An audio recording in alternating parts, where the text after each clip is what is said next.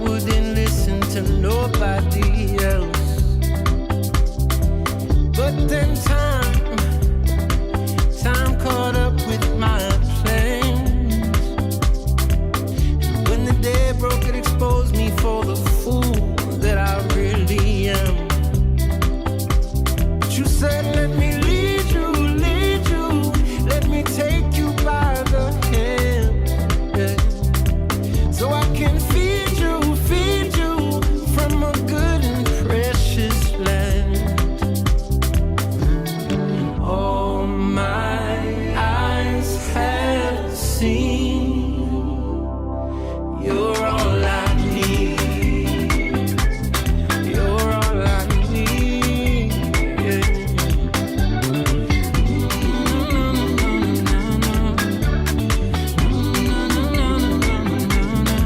So now I'm learning to walk in your steps. And through the valley of confusion, I've been losing my apprehension with death. But you say, let me lead you, let me take you by the hand. So I can feed you from a good and precious land. Now I owe it all to you, giving my heart to you, freedom becoming true. Nobody else like you, do what you promised to. And I'm so grateful for your love. And all my eyes have seen the wonders of your mystery received. I've tasted what it means. Now nothing else is good enough for me. You're all I need. You're all I need. You're all I need. You're all I need. Oh, I need you. Yeah, I need you. Oh, I need you now.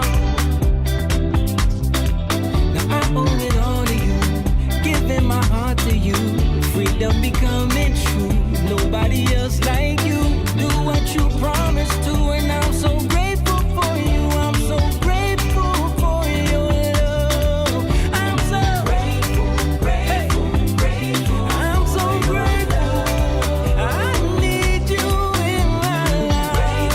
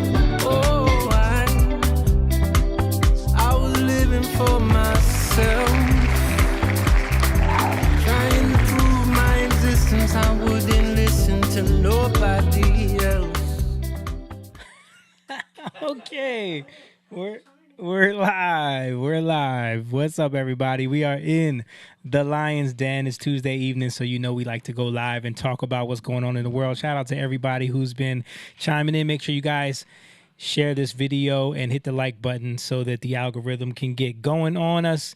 And yeah, I got the fellas with me. We're gonna get right into it. It's a lot going on in the world, of course. You know, the end of the year is coming. Christmas is right around the corner. So we hope everybody's having a great shopping experience, getting all your gifts and everything. Well, you're watching Young Lion TV. Let's get into it.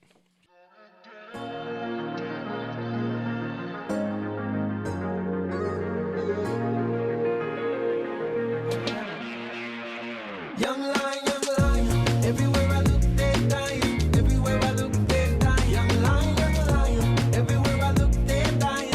Everywhere I look, they're dying. Young lion, won't you get up and start fighting? Everywhere I look, they're hiding.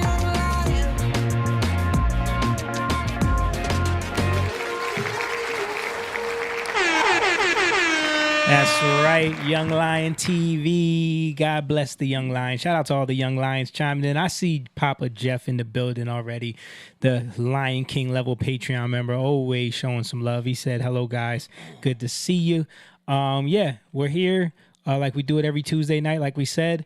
If you are here for the first time, this is the Young Lion TV podcast where we get together like we've been doing since we were very young men, just having conversations, talking about things going on in the world, our take on things, and, kind of debating sometimes on different topics. We've always done this. So we started doing a podcast a few years ago, just kind of showing those conversations to the world. And it's crazy because since we've been doing it, I've seen so many podcasts pop up of like more deeper conversations. And it's good to see. It's good to see the culture shifting in that way. Good to see men stepping up and doing this and really changing what is important. But yeah, if that's something that you want to get behind, like I said, make sure you hit that like button, share this video if you're watching on YouTube, hit that subscribe button, hit the notification bell, and get the algorithm going for us. Shout out to the people on Rumble watching. I know Stizzy is probably watching on Rumble tonight. Shout out to him. And if you're watching on X, we appreciate you. Twitch and our Facebook crew, of course, multicast and on all those platforms. YouTube, of course, YouTube as well. Shout out to everybody who is watching over there. But yeah, we do have a Patreon. If you want to support what we do and you want to become a Young Lion and officially become a part of the Pride like the other Patreon members, you can head on over to our Patreon, which is patreon.com/Young Lion TV. And there's a bunch of different tiers over there that you can sign up for and become a part of the community and really lock in with us, the people that we know and love and interact with all the time. Our sister Courtney, Emma, Papa Jeff, my mom, a bunch of people that are Patreon members. You are the ones that, help keep this thing going, and we want to keep growing it. So if you want to become a Patreon member, head on over there and sign up. Also, if you want to support the cause and get some merch, you can head on over to our band's website, which is jatan.com/shop. And you can get the different merch items over there and support what we do by rocking some of the hats, the Grateful hat. And we got the Young Lion apparel there too. Like I have the hat here. And there's a bunch of stuff on the website there that you can get. But yeah, other than that, what else do we have announcements-wise? We have a show coming up. In our first show of 2025. We'll be back at the City Winery.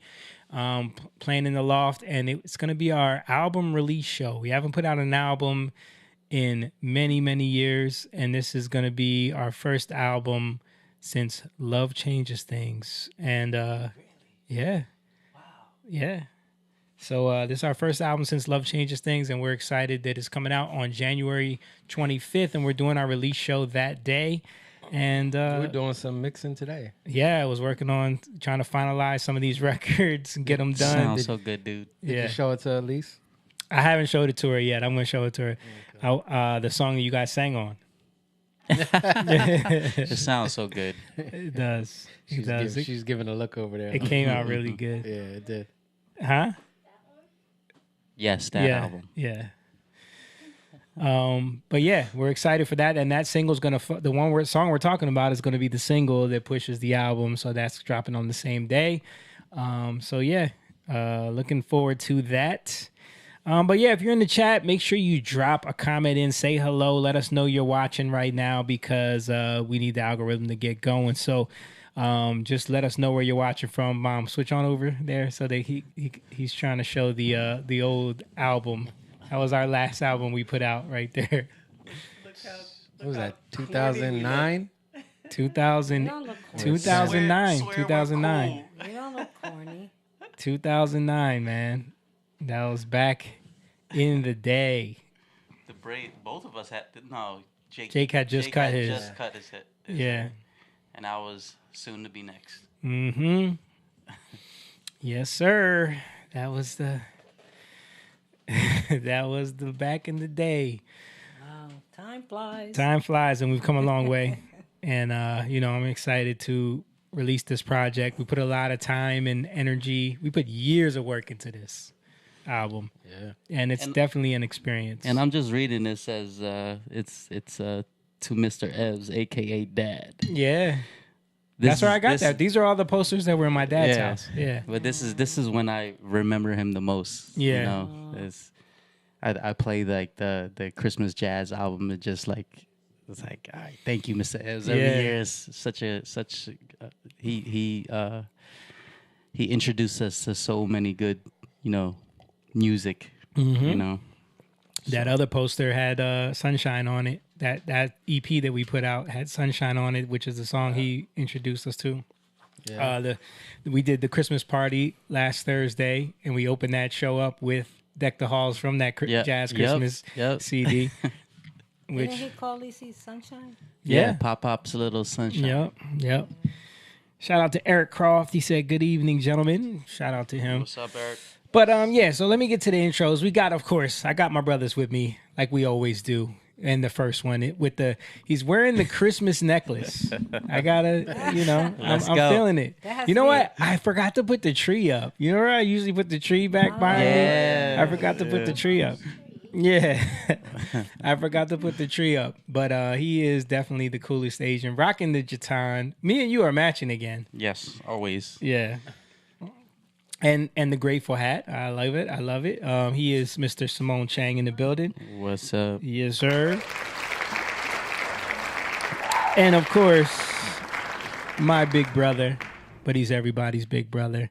And really excited for people to hear this music that you've been writing and we've been working on, and it's even the concept of the album being a book about the art of breaking through shadows. I'm excited about that. And eventually we might release it as a book. Yes. That would be crazy. But yeah, so shout out to my brother, Mr. Jacob Eugene Evans III. So, yeah, man, I'm excited about it. I love the way this last one came out with the kids. Yeah. Yeah, that Yeah. was beautiful. Did you hear the final version? Was that like the beginning of that? Yes. That's what Yes, you wanted? yes, Okay. yes. All right. Did you like that? I didn't. I listened to the first one that you sent, but I didn't have That has time. the kids at the beginning? Yes. Okay. Yeah. Yeah. So he wanted to. I really like that. Yeah. So he wanted to do it where it's not the call and response, it's just the one going. Yeah, Well, just a little know, simple. Yeah. Yeah. Yeah. But We'll get to that later. but yeah, that was such a good idea. Yeah. And I think it was Leslie. who Putting told- it, yeah, to put the kids on the song. Yeah. yeah. I mean, That's right. especially your kids, they're always singing our songs. Yeah, that's why. Because Yeah. they're always singing in the house. So it's like she was just like, "What do you think about putting them on a song?" And I was like, "You know what? The one we're doing. It would probably be cool to put them on that song. Yeah. The one that we were about to go and record. Yeah. And it was so like, because we didn't know what to expect. So Yeah. it was so amazing to get all the kids in the studio. How many did we have total? Was It was a bunch. Yeah. 7? 7 kids, I think, total. And then kids that we never knew, like we didn't know what to expect. They've Yeah. never done this Recorded before. before. They've never recorded. They did a good job. They though. did so good. They did good. Like, All of them. All of them with the working the headphones, Yeah. singing into the mic, the timing, Yeah. matching their vocals. Like I was so impressed with how well Yeah. they did. Yeah, and they did good. I'm excited to Proud of you guys. yeah. Yes. Yeah, we got Very. we got Lacey. Yeah, The she's oldest. sitting in. Yeah, she's sitting in. She's been sitting in on the podcast the last few weeks. She just had a debate in school about gun gun rights. So she's What side was she on? we know what side she was on.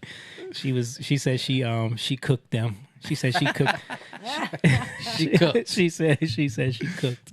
Took him to the kitchen. But I also got to give a shout out to the best producer in the world. Can't forget her. She's over there doing her thing, switching cameras, hitting buttons, and doing all the things to make sure that the See if I can do displays the heart. look good. Yeah, there you go. She's our mother. We love her, Miss Angelique Lopez. That was cute.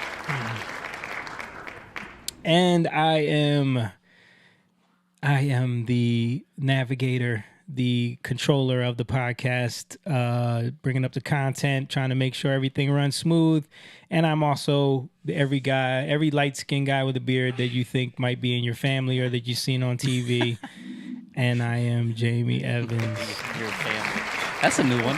No, dude, I'm telling you, someone always tells me I look like someone in their family. You're also the producer of our music. Yes. Yeah. The engineer. Yeah. Yes. True. Jamie is You got a lot of everything. jobs, man. Yeah. The master. You do the mastering. You do the Yeah. engineering. You do the production. Yeah. But I love it, man. MD. That's I love it, man. I love it. Always trying to find new ways for us to make it easier what we do, you Yeah. know. And You try to make it easier, but sometimes people don't grasp it. yeah. And I'm not tired of saying I'm so proud of them. All of them. Oh, thank you. And Mom. my grandchildren, all of them. Yes. But yeah, again, guys, share the video, hit the like button. If you're on Rumble, drop a comment in. I know the chat isn't always the best over there, so yeah, drop a comment in. Follow us over there too. We're trying to build up the YouTube and the Rumble platforms because we don't know how long, you know, they're gonna allow us to do this on the other ones. But let's get into some content, guys. Hold on, let's shout out some people I don't see often on here. Christine. Mike who- Stell, Christine is on. Okay. Our friend Christine and Charles James Nice. Chamberlain. I didn't see him. Those didn't pop up for me. Okay. Shout out to y'all, man. Make sure you guys Yeah. say what's up. Drop a comment in there. Share it, like it. Let's engage. So, first thing I want to get into is the drones, guys. You guys been hearing about these drones? Yes. Have you Yeah. seen In the New drones? Jersey. I haven't seen them. Why are they so big? Yeah, they look like big cars. It Sky. this has been one of the weirdest stories, Yeah. and it seems like information is all over the place. I don't know. Man. They're saying that They're saying that it's not a foreign threat. They're alluding to it being from another world. yeah. Well, they're saying they don't know what it is. Yeah, but some of them said it's not military, it's not foreign or Yeah. domestic aircraft. So then what does that mean? I've also Yeah. heard that it's But dirty bomb. Like they're searching for a dirty bomb. Like that's. I don't know if you heard about that. So yeah, I have that here. Hold on, where is it? But first of all, they said one crashed. They can't find out. They said it crashed, but Trump did have like a press conference where he didn't really say much, but he did say that, the military knows, yeah. Okay. but not much information can be given. Well, let's look at this clip from Good Day where they're talking about the nuclear thing you were saying. Well, let's look at this clip Not from been- Good Day where they're talking. He wasn't sure if you guys heard it. Let me mute that. That's coming through on the Twitter stream. Always does that to me. I always forget to mute that one. Mike said, "Hi guys." What's up, Mike? Charles said, "What's good, Moon? What's good, bro? Thanks for the shout out." Yes, sir. All right, let's play it. Do you have any idea what it could be? Or which side it could be, where it's coming from? Yeah, I can tell you what it's not. We know for a fact it's not little green men, and more than likely it's not a foreign adversary because they would be able to figure out how to turn off the blinking lights. These drones are huge. We had a mayor yesterday on the call with the White House telling them that he had 6-foot drones hovering over his house, yet they continue to tell us we don't know what we're talking about. It's misidentification. Certainly, there's some misidentification probably going on, but I could assure you that we are seeing drones in New Jersey all over the place. All right, so Bethany Frankel, I know she's not like, you know, the New York Times, but she says that she has like some kind of contact at the Pentagon and that it has something to do with radioactive material in New Jersey. What are you hearing? So here's what I know. I know that we were told by our state police that we have assets over our critical infrastructure. Now, depending on your point of view, that's either concerning or comforting. I think it's comforting because it's probably us listening and watching. We also know that we have drones that are flying in a grid-like pattern.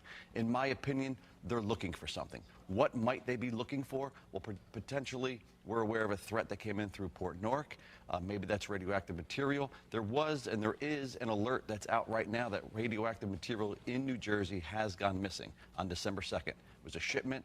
It arrived at its destination. The container was damaged and was empty. So okay, potentially wait, we're looking stop for right that. there, Mayor, because that's very important information. And that came from a credible source. That came from the U.S. government. And so it's missing? Missing. And they think it's in New Jersey or it could be anywhere? It was lost in New Jersey in transit. And again, this is just an example of what I think that we're sniffing for. I think we do have the assets that can go up and fly around and sniff things, which is why we're not seeing the uptick we used to see in Belleville anymore. It's kind of moving, but we're seeing alerts that it's happening now in Pennsylvania. And that's right about the time that the drone sightings began, right? Yeah, drone sightings began about 4 weeks ago. Okay, so when you take a look at this, if this information is indeed credible, why wouldn't the government say, it's us? That's the crazy part about this. We've gotten very little information. Even yesterday on that call with the White House, literally mayors were told, you guys are seeing things. There's no credibility to this. We have one mayor, like I said, had drones over his house. I mean, we're no longer going to stand for not hearing the truth. I mean, our state government is failing us. They're not getting the answers from the federal government. And even though yesterday they told us that there's nothing to see here, today there's a top secret briefing going on in Congress. Well, what are they being told that we weren't told yesterday? Real quick, did you know yesterday when you were on that call about this missing radioactive activity or merchandise, or did you know that this morning after the call? I was made aware of it yesterday morning. I did raise my hand. We weren't allowed to speak. I did raise my hand, was not called on to get that question answered. So apparently it is concerning. Even the president. So you see, something is going on. Yeah. And they're not being forthcoming with it. Like you said, Moan, Trump did come out and say that the government knows what this is. They need to tell people. I'll play that video real quick. Good to see you. Can you comment on the drones that are flying around New Jersey ports? It seems like the American people have a big disconnect. The government knows what is happening. Look, our military knows where they took off from. If it's a garage, they can go right into that garage. They know where it came from and where it went. And for some reason, they don't want to comment. And I think they'd be better off saying what it is. Our military knows and our president knows. And for some reason, they want to keep people in suspense. I can't imagine it's the enemy, because if it was the enemy, they'd blast it out. Even if they were late, they'd blast it. Something strange is going on. For some reason, they don't want to tell the people, and they should, because the people are really, I mean, they happen to be over Bedminster. Want to know the truth? They're very close to Bedminster. I think maybe I won't spend the weekend in Bedminster. I've decided to cancel my trip. Have you received an intelligence briefing on the drones? I don't want to comment on that. Have you been getting regular? Yeah. So. Yeah. There's no, like, I know personally stories of people that, you know, that I know really close with stories of drones, right? Mm-hmm. In order for you to fly in certain areas, if it's like an area that's, you know, it's pretty much there's like areas where it's like government areas. If you fly into that by accident and then you fly your drone, you know, and then you bring it home, there's been stories that I've heard from people that I know that they come to your door and they know exactly where you are. They knock on the door, like, we know that you Yeah, they can track it. drove this drone. So, Yeah. so them telling us that they had like a meeting, right, with all these leaders and mayors and stuff like that, and telling them that the stories aren't credible. Like y'all lying. Yeah. You guys are lying, and you people don't trust the government, and this is like, I don't know. It's just, They're literally gaslighting everybody and telling them that, oh, don't believe your eyes. These are just airplanes, blah, blah, blah, all this stuff. Like, no, people know the difference between planes that we've seen over our head forever and all of these drones that people have been seeing. I mean, there definitely were people taking pictures of planes. Oh, of course. But that's going to happen. That's going to happen because a lot of people never look up. Yeah.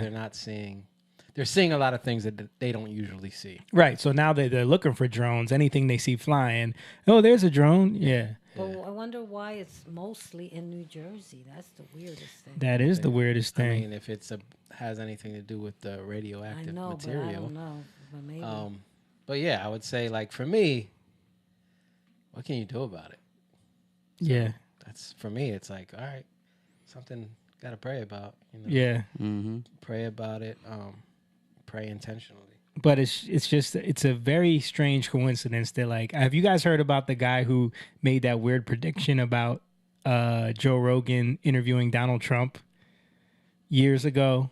Like, he made this weird prediction, and then he said, like, something about, like, something about, like, a few weeks later there would be some alien invasion.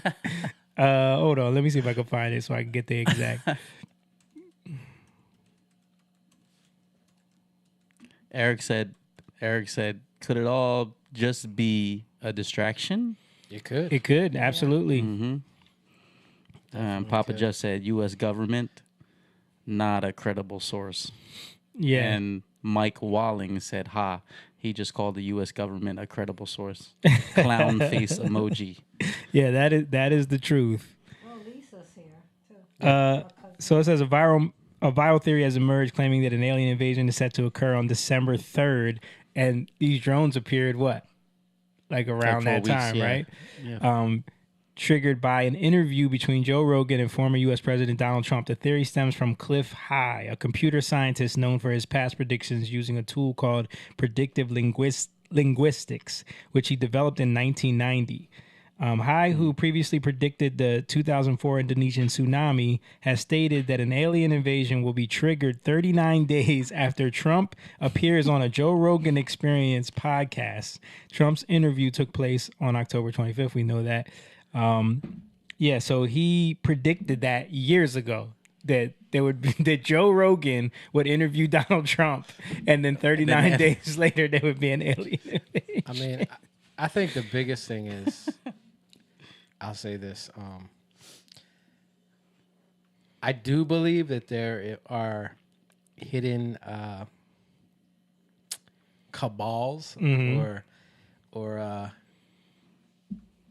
councils or people who are coming together to plot things, especially because Trump is about to be put back in office. In order to hold on to the power that they have. Right. And they're not just going to let that go. Yeah, So absolutely. They're going to try to plot and plan and figure out how they can hold on to it. And if you look at... Do you have evidence of this, Jake? Yeah, I do, actually. Because look at what they tried to do. Look at what the CIA tried to do back in Kennedy's time with Cuba. Yeah, right? Yeah, right. They were trying to plot a event to happen, a false flag, to kill a bunch of people, and then say it was the Cubans, so that they could go into Cuba. I mean, they did it with the Gulf of Tonkin. Yeah. We know that for a fact. Yep. And even that's that declassified. Was connected to Kennedy's speech, right, where he talked about a cabal, right, of people. And then he ends up getting assassinated. Yeah. And I will say this. Did you guys hear about, speaking to that, about sabotage and setting up, trying to do whatever they can, Biden selling off the wall parts? Yep. Have you heard about this? Yeah. No. Where he's literally taking the wall that's been sitting there during his entire administration, that's been laying on the ground. He's selling off the like the materials for pennies on the dollar to whoever for scrap, just to like sabotage because he knows that wall's going to be put in place. Right. I got a little news story on that talking about it. May make you mad. An amazing story for you tonight about what the Biden administration is doing with parts of the southern border wall, the wall that's supposed to keep illegal immigrants out of the U.S. National correspondent William Lajeunesse has the incredible details from Los Angeles. Good evening, William. Well, Brett, the amazing part is President Trump already said he wants to finish building the border wall. So why would President Biden sell something taxpayers already paid for, knowing it could be used? Yet we found huge sections of the wall on an Arizona highway leaving the border to be sold as scrap for pennies on the dollar. It's going to one of 3 locations in Arizona where President Biden is selling hundreds of tons of state-of-the-art steel wall taxpayers already paid billions for and ready to go in the ground when Trump takes office. According to the auction website, the government is taking bids starting at $5 each for each lot of 40,000 pounds of welded steel and concrete, fence, roughly 150 steel beams. Border Patrol agent Art Del Cueto inspected the bollards and said there was nothing wrong with the panels. I mean, honestly, that's just a slap in the face, not just to the agents that are out there working, to the American public as a whole. They could have just left these panels alone. Well, last year, the government sold more than 700 of the 30-foot steel segments for roughly $200 a piece, meaning taxpayers took a loss of about 10 grand for each one. President Trump installed 455 miles of steel fencing. An additional 250 miles was under construction when President Biden halted construction, leaving huge piles of light poles, electrical supplies, crushed rock, and steel rotting in the desert. I found this pile near Yuma about 3 years ago. Now, the incoming border official with President Trump told me he was outraged because they could use these things. Now, DHS had us call the Army Corps of Engineers, which told us to call the Defense Logistics Agency, who handles the auction. They told us to call the Secretary of Defense, and they said put it in an email. Yeah, so you see this the strategy there, so that when they can say, oh, Trump wasn't able to get the wall, because now he's got to get more funding to get that built. So now it's got to go back to Congress. Now he's got to get it put in a bill, Just straight up disrespect, man. That stuff is already paid for. Yep. Yeah. It's paid for by our money. And it's selfish. It's only it's all political. Yep. Yes.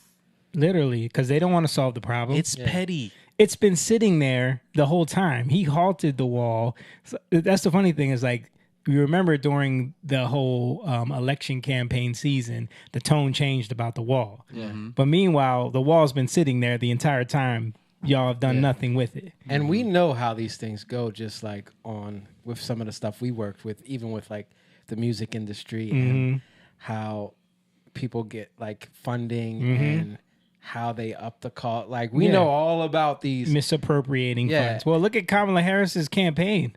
Yeah, right, exactly. Over $1 billion. $1 billion and 20 million. I'm sorry, 20 million in debt, right? Yeah. So you just got to look at the irresponsibility of these things, and we got to take accountability. This is us, guys. Like, we got our government's too big. Yep. Who's holding them accountable? I mean, look at the Pentagon. Yeah. How much money are they missing? Trillions. That nobody knows where it's at. They've never passed an audit. They failed every audit they've ever had. We going to jail though if we don't pay our taxes. Yeah. Here's Trump explaining what's going on with the wall, because it's not just regular steel. Like, these were specifically built for this process. Administration is trying to sell it for 5 cents on the dollar, knowing that we're getting ready to put it up.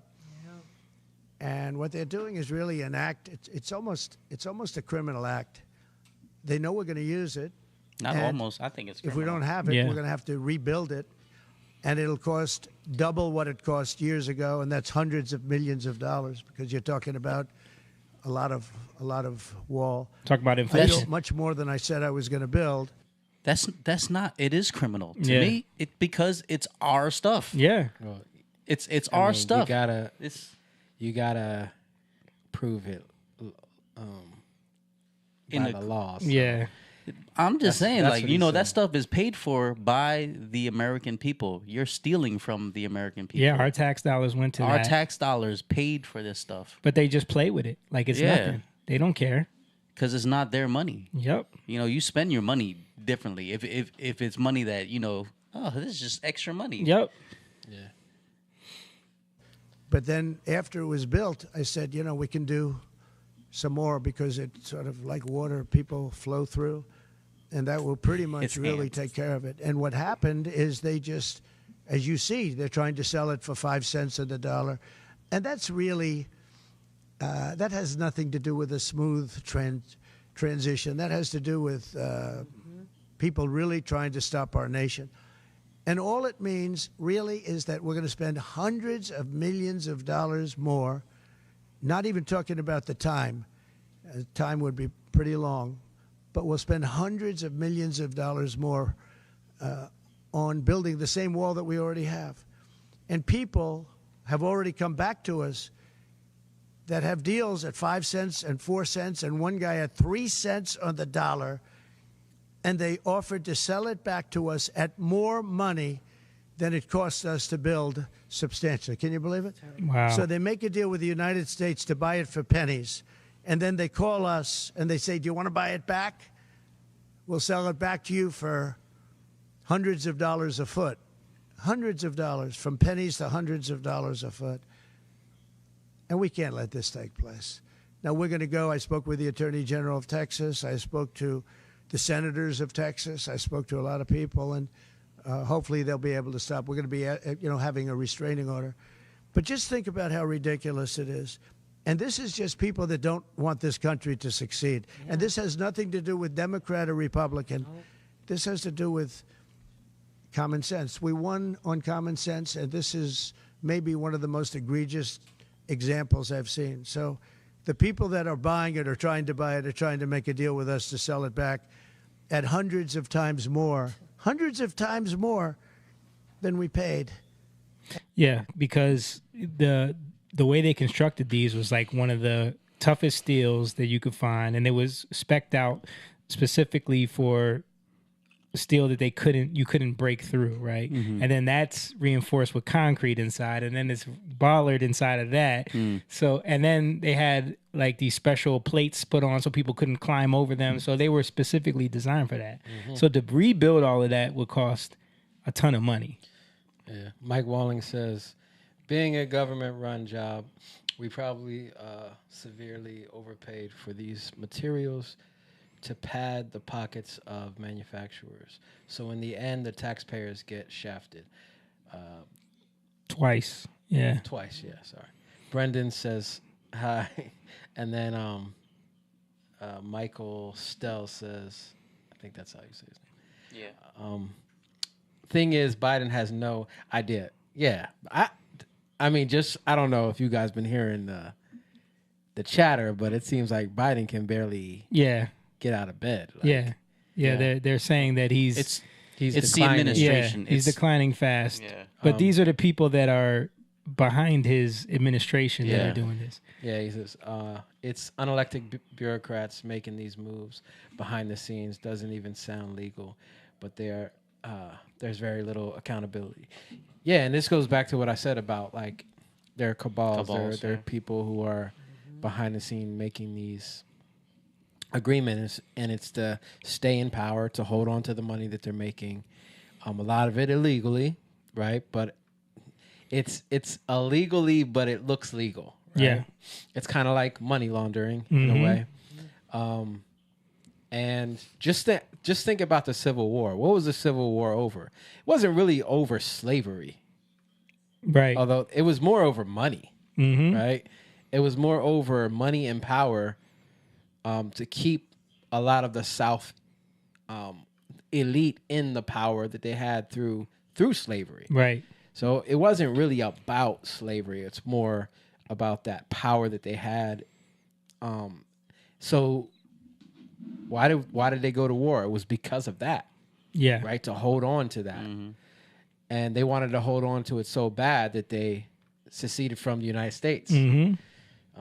So I think we got to put that into perspective when we're seeing all this stuff happening, these people they care about their bottom line. There are some very, very wicked people in this too. Yeah. They don't care about the population. No. They don't care about America. They care about money. They care about power. I mean, when you think about, so we know now that Biden has pardoned more people than any president in history. Yeah. And we're talking about how Biden can barely get out of bed. So is it the deep state that is guaranteeing these people's clemency because they know what's about to happen? They know that a lot of these people are going to be implicated. Look at the report from J6 that just came out, that memo about Liz Cheney. Did you guys hear about that? No. We'll talk about that in a little bit. But do you think that this is the cabal you're talking about that is like setting up these pardons for people to keep them, like they gave Joe Biden Hunter, and then they said, now we're just going to push through all these pardons. Yeah, they pardoned this woman, was it from Illinois? Yeah. Like who got like $50 million? Yeah. Why would they pardon her? Right. Like that was weird. Who stole a bunch of money. Like a suburb near Chicago or something? Right. She stole a bunch of money. Like $50-something million. They pardoned that one judge that had like all that child, prawn on his computer. There was also a Chinese spy or something like that, like connected to China somehow. Because it's all linked to, people that are in this cabal. Yeah. Shout out to Theris. She said, hello, family. What's up, Theris? Hey, Theris. Make sure you guys like and share the video. So we were just talking about this. So yeah, I know you guys know about the J6 report that came out showing that there was 26 undercover operatives at DNC at DC during the riot. This is confirmed now. They were not, this is how the mainstream media gets around it and tries to frame it in a different light, because it said confirmed no FBI employees were at the Capitol, because they weren't technically employees. They were informants. So they were being paid by the FBI, but not as employees. And they were paid to be there, and they were engaging. Employed by? Yeah, but they were not technically. Not technically. So apparently some of them were engaging. This was an 84-page report released Thursday. It confirmed that there was 26 undercover sources or informants at the riot, and a lot of them even went into the building and engaged in, the same activities. Which goes against everything that they've been telling us for the longest. That's why Stephen A. Smith came out and made that rant, because he's like, why do these conspiracy theorists end up being right all the time? Because this is becoming a norm. It's like things that we've been talking about that they were saying are unfounded conspiracy theories end up being the truth. So yeah, let's look at this real quick. Let me see. So we've determined that of the 26 who were in D.C. January 6th, in connection with the events on January 6th, 4 entered the Capitol during the riot. An additional 13 entered restricted areas around the Capitol, which was security perimeter established in preparation for January 6th electoral certification. 9 neither entered restricted area or entered the Capitol, otherwise engaged in illegal activity. None of the CHS who entered the Capitol restricted area have been prosecuted to the date. So how come these are the only people that haven't been treated like the rest of these J6ers that went in? Because they're protected. Remember, the only thing that saved the QAnon shaman was that video coming out of where they pretty much guided him in there. And then remember all the photos of him looked like he was in there leading the charge, but he was doing a prayer. Like thanking them for being so hospitable. They made him look a certain way, man. Yeah. Even I like watching some of that stuff. I was like, "Yo, this dude is crazy." Yeah, right. Like, because he's dressed weird. But didn't he spend a year in jail? He did. Yeah, he did. So I think more than a year. I think it was more than a year. Yeah. So on top of that, a memo was released about the J6 committee and how Liz Cheney And remember that woman who they claimed was the bombshell report, where she claimed that she got the testimony from the Secret Service agent that Trump tried to strangle him, and that whole story that people were spreading online. It sounded so ridiculous. Yep. So a memo just got dropped where someone got access to their text messages and found out that all of that was made up and all of it was a lie. Play a little bit of Jack Posobiec talking about it right here. She's going to be the weak link, and she obviously was the weak link, and that's why we here on the program devoted so much time and energy to collecting her text messages and her text messages with Alyssa Farah, and then eventually her text messages with Liz Cheney. Oh no, you should have set up auto delete, Hutch. What were you thinking? Don't ever by the way, now we know why the J6 committee deleted all their communications, because you don't want to have stuff like this floating around out there, and then you let a guy like Jack Posobiec on Human Events Daily find it, because you're going to find yourself in a world of trouble. And that's exactly where Cassidy Hutchinson, Alyssa Farah, and Liz Cheney find themselves now. Suborning perjury, federal crime. Conspiracy against rights, federal crime. Witness tampering, federal crime. And here's the issue, okay? And this all comes out in the Loudermilk memo earlier today, where essentially they found that Liz Cheney, and we have the text messages there, was having discussions and then using Alyssa Farah as a go-between and having these back-channel discussions, direct discussions with Cassidy Hutchinson, with the Hutch, before she testified publicly. So remember, there was the closed-door testimony and the public testimony. Well, her testimony changed in between those times.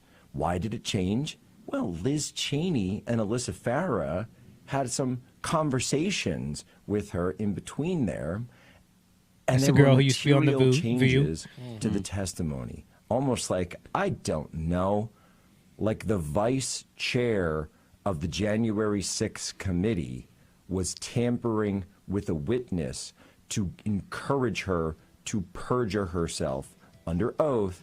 And that's exactly what she did in prime time and in 4K. So Liz Cheney, preserve your records.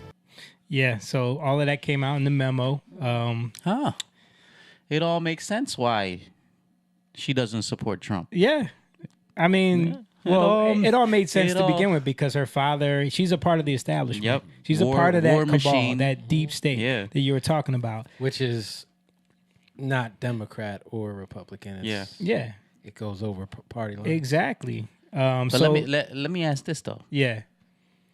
Is she gonna go to jail? This is what I'm saying. Like, these people need to face consequences. Yeah. Let's look at some of the breakdown of this memo, the Loudermilk memo that they were talking about.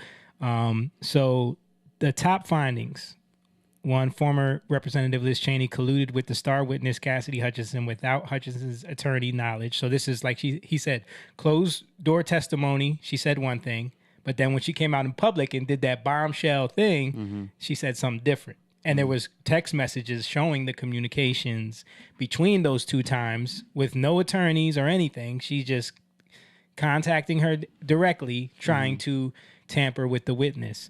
Number two, former Representative Liz Cheney should be investigated for potential criminal witness tampering based on new information about her communication.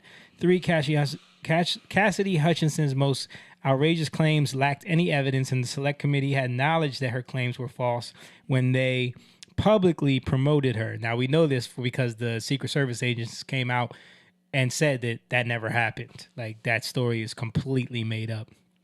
Former Representative Liz Cheney used the January 6th Select Committee as a tool to attack President Trump at the cost of investigative integrity and Capitol security.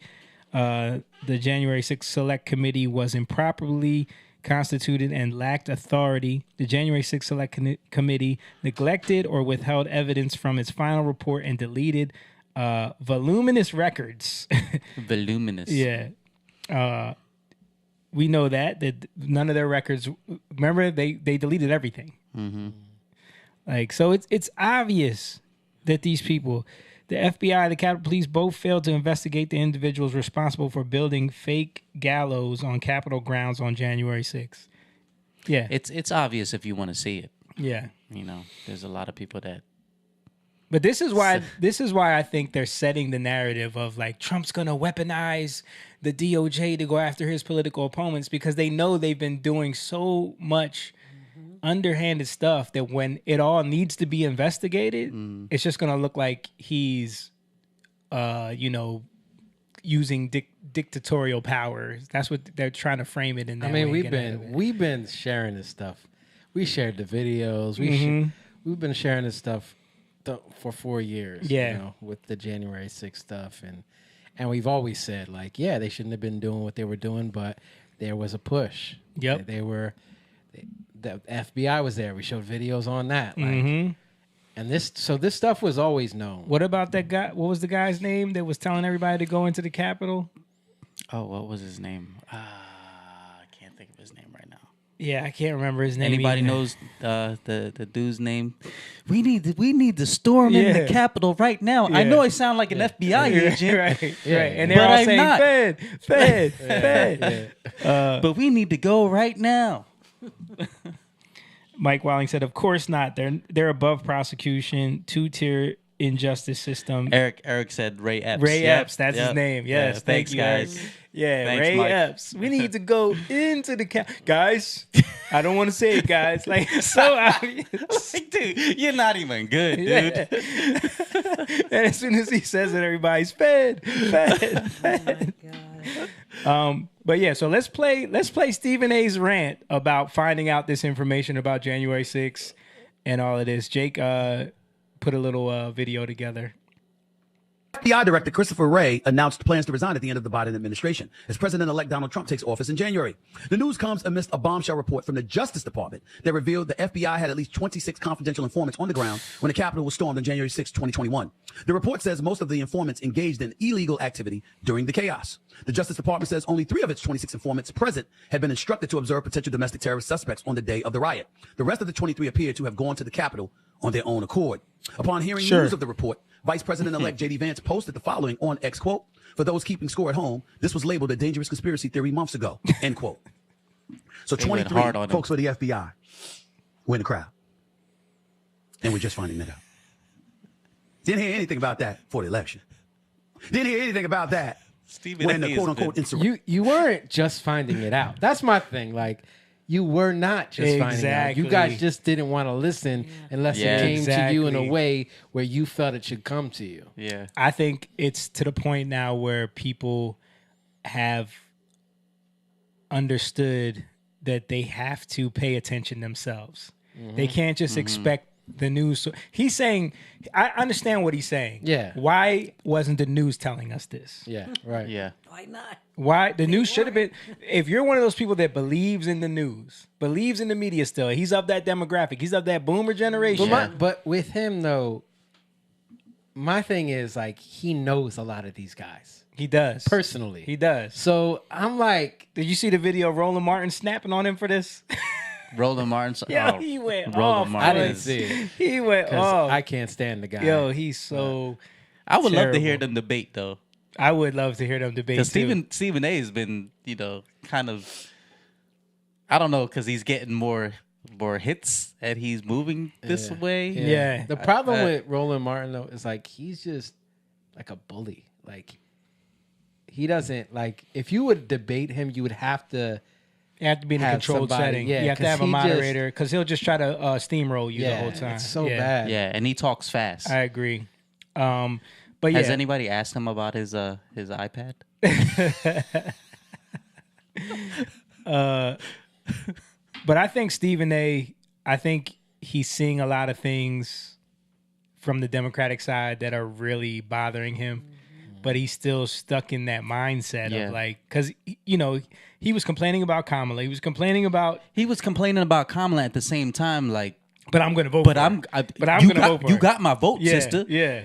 But you gotta why does she have your vote, dude? Right. If she's not up to par in doing anything, being a VP Because it shows. You think that she's able to run the country, and you're gonna vote for her blindly because she's a black woman? You know what it does? I think it's just he couldn't vote for Trump. You know what it does? Honestly. It shows the religiosity of a lot of this stuff. Religiosity. Yeah. That's what it does. Yeah. Because a lot of these people, like, you can't base it on facts. Yeah. You're not really basing it on facts, right? You're basing it on faith. Mm-hmm. Like and wanting something to be true. Yeah. Because even the stuff with Trump, like, oh, but not Trump. Yeah, but why? Like, Yeah. let's break that. Let's really. Nobody's doing that. Like, let's really research this. Let's figure this out. And they'll just accept things. You know, how many times was it brought up, the whole North Carolina? What was that? Oh, Charlottesville. Charlottesville, yeah. They How lied many and times? lied. That's still brought up. Obama talked about Obama it. Yeah. towards the end Yeah. was talking about I remember that when- Joe Rogan saying that was Yes. one of the things that made him lose major respect. He thought Obama was the best president that we've ever had. And he said watching him lie about Charlottesville still made him lose a lot of respect for him. Yeah. Yeah. And so these things are the things that people, I guess these people who are like, have been religious, you Mhm. know, and I get it too. Like, I can understand it Yeah. because it's like any other religion, like even Christians, like, you shouldn't be Christian and not base it on evidence. Yeah. Like, you need some evidence. You can't just, it can't be blind faith. Right. It's not by blind faith. It's by faith. Yeah. And you put your faith and trust in what Jesus did. Mhm. You don't just put because somebody told you, oh, he died for you. Right. What is the evidence? How do we know these Yeah. things? Because then when somebody tells you a lie, you're not going to be able to back it up. Exactly. Because you like, oh, wait, that makes sense. Yeah. So how strong is your faith going to be? Yeah. It's not going to be very strong. Right. You know, but then there's people who will just be like, oh, you're just lying, whatever. Instead of being like, well, what you said makes sense. Let me go and work that out myself. Because that's what I would do. Like, if somebody says something and it makes sense, I know everything I've experienced with God is true, but let me go research that. Yeah. Let me go look it up. It doesn't affect Yeah. me where I'm afraid. Yeah. You know what I mean? It's just like, oh, okay, let me check that out. Yep. And a lot of times you find out it's a lie. Yep. You know, but I think, and that's what we're finding out here. Like, a lot of this stuff, all of the narratives, they're all lies. They're finding out that all of those narratives are lies, and Yeah. that's why he's ranting on this video, because he's Mhm. like, I'm tired of finding out that these are all lies. Yeah. So let's keep going. Election was broached by Vice President Kamala Harris as the Democratic nominee, by President Biden before her, by Democrats in both the House and the Senate as they articulated the belief that Donald Trump was a danger to democracy and using this as a profound, illuminating bullet point to make that case. My big issue is that I'm really, really sick and tired of every time I turn around finding something else that the Democrats have lied about or downplayed or misrepresented along the way. Where's the $1.5 billion that was given to the Democratic Party? Where is it? Where'd the money go? I mean, I see Republicans like Megyn Kelly or Officer Tatum or Candace Owens or, you know, the Sean Hannitys of the world. You know what I'm getting tired of? You know what I'm getting to the Democratic Party? You know what I'm getting really pissed off about? I'm getting really ticked off at every time they open their mouth about something pertaining to y'all, they seem right. I would love to argue with Sean Hannity. How can I? Do you know what Sean Hannity used to do to me when I told him So this is why, like, listen to what he says. Yeah. And this is why I'm saying that if he knows that about Sean Hannity, imagine the other guys on Right. the other side that he Right. knows stuff about. Mhm. You know what I mean? That's why it's like, for me, it's a little weird. That's why I'm saying it's got to go deeper than like just facts. It's got to be like there's some religion to this stuff. You know what I mean? Kamala Harris had a chance, he'd laugh. Like literally, genuinely giggle. He'd go on TV and put on a straight face to y'all. You gotta be concerned. This election could go either way. He laughed. He wasn't concerned about her. Before I called out Biden, he was calling Biden Sleepy Joe. What's percolating on social media today? Just go and look at it, y'all. Joe Biden is caught napping at an African summit in Angola.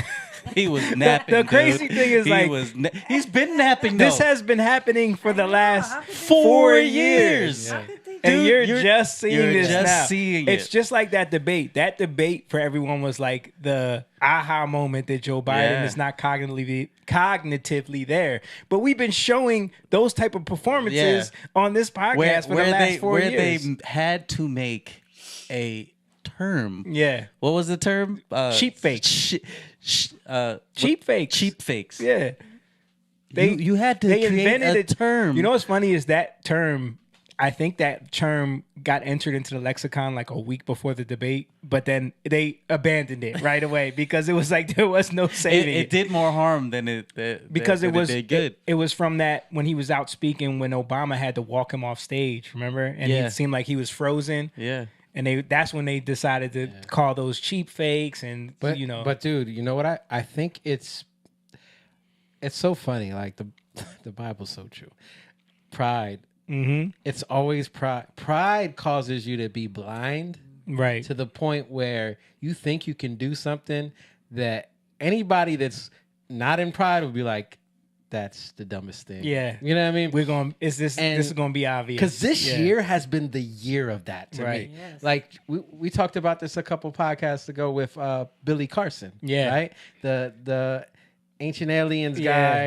guy. Who's he is on a downward spiral Dude, right now, and it's going mainstream. I saw right? the big channels Yeah. are covering that story. Yeah, where he has lied about being an expert. Yeah. Like he literally said, I'm one of the most foremost experts on the Bible. yeah. Like, dude, to say that, is literal pride. Right. But then you're so prideful that you go on a podcast and you don't even research the guy that you're debating. Yeah. To the point where now you're on the podcast and he dismantles you. Yeah. With 2 questions. Right. Like Right. just in 2, you know what I mean? Yep. It was so bad the way he dismantled this guy that he's literally like, well, if that's what you say, then I Yeah. guess that's it. Well, if that's what you're saying, I guess that's what we're gonna have. Like he could not, and then he lies about even that. I didn't mean it was. I misspoke. I misspoke. It wasn't. It was the Gospel of Barnabas. Yeah. It wasn't the Sinai Bible. wasn't But he the had been Sinai saying Bible. that on Yeah. so many other big podcasts. When He said nobody that on even Rogan. says the Sinai Bible, Right. It's Codex Sinaiticus, Right. But nobody says that, but he's saying it because that's the one he bought from Amazon. The Sinai Bible. But it's pride. Yeah. Pride causes these people to do these grandiose things that the people who are so enamored by them, they're like, there's no way. Yeah. Because look how they act. There's no Right. way. Because he's You so know? confident. Yeah. And I think a lot of these people are the way they come off, Obama. Yeah. Yep. But even with like the fact we could see it, putting Kamala up there. Yeah. And we've been covering her the whole time and seeing how she was speaking. She can't And, speak. yeah. She does terrible in interviews. For us, it's like, this is crazy. Yeah. And for them, they're so gone into the spell. Right. Because pride is a spell. Anyway, the one who's in pride. Yeah. They're in the spell. Mhm. You know what I mean? But they're casting the spell also. Right. Yeah. So it's interesting how these things pop and then people start seeing what they couldn't see all along. Mhm. It was already always there. Mhm. Mike said to you, nailed it on pride. It's their downfall. But you see how the Bible says pride comes before the fall. Before the fall. And all of them are falling. Yep. Yeah. Yeah. This is the year of it. Yeah. Well, that's the script I was saying that the Bible's so true. Like, Yeah. It's crazy. This has been the year, and it's so crazy that Cat Williams kind of called it before, like at the end of 2023. He Yeah. said 2024 is going to be, all lies will be exposed. Yeah. He gets a lot wrong, but I he know. got that right. He got that right. All right, let's keep playing this. How many times did the Democrats tell us no one's above the law? No one's above the law. No one's above the law. Nancy Pelosi, Hakeem Jeffries, Elizabeth Warren, who makes you feel like your soul is going to hell if you don't agree with her. Inconsistency after inconsistency after inconsistency. We can argue policies. We can argue politics all day long. But the Democrats worked really, really diligently to make the case that the right had a monopoly on insidious, evil tendencies, corrupt tendencies, duplicitous, hypocritical, Nazis, untruthful tendencies. And every time they made those accusations, we turn around and find out that at least some of them are guilty of the same shit. Yeah. I don't know about y'all, but I'm sick of all of it. I'm sick of all of it. They've actually made Donald Trump look like he was right instead of them. It's not that they made him look like it. It's the truth. Yeah. But that's how he's coping right now. He's got to cope. Extreme cope. Because even him saying like, you know, some of them are guilty of the same thing. No, it's the old adage. They accuse you of what they're doing. Yep. Yeah. So that Dude, to try to deflect. That's literally like what Jezebel does. Mm-hmm. You know, if you look in the Bible and how she came into Israel and what she did with Ahab, you know, and how she worked for Ahab. She was literally accusing people of what she was doing. What she was doing. Yeah. And yeah, that's how you deflect. You accuse. Point the finger over there so people are watching over there. That's what false prophets do. Like they point the finger, right? True prophets point the finger at what you should be focused on. And that's what and sometimes and the funny part is true prophets get killed the most. They do. Right? Because and they get hated the most. Right, because people are so caught up in the awe or the spectacle of the false ones. Right. You know, that they don't want to see what's really going on. Right. Yeah. I find it very interesting. Okay, so that's it for that video.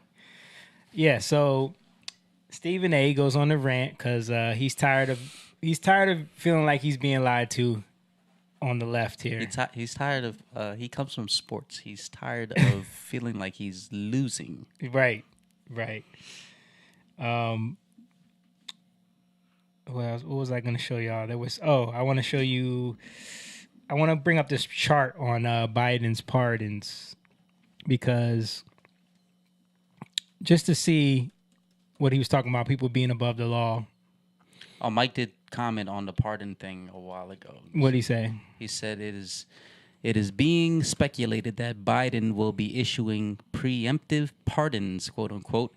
These would apply to crimes that haven't even come to light yet. I don't recall that ever happening in previous administrations. Yeah, that's never happened before. And preemptive pardons just make you look guilty. Yeah. Like if you have to preemptively pardon someone, it just says, okay, we know they're guilty. Yeah.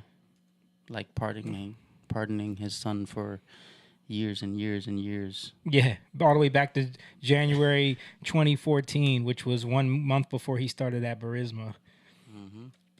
Let me see if I can find this chart. Here we go. It's like you try to Google it, I can't find it. I go on X, I find it right away. Why? Pardons by can you make that bigger? Pardons by president. Jamie? Let's try to make it bigger. Let's do this. Let's go to my. It looks like a city. Who has the tallest skyscraper? Let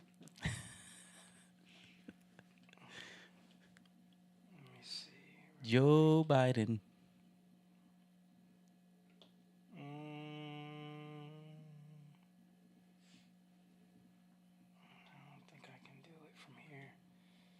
Yeah, I can't do it from here. Okay. Do any of y'all know the history on why this whole pardoning thing started with being commander in chief?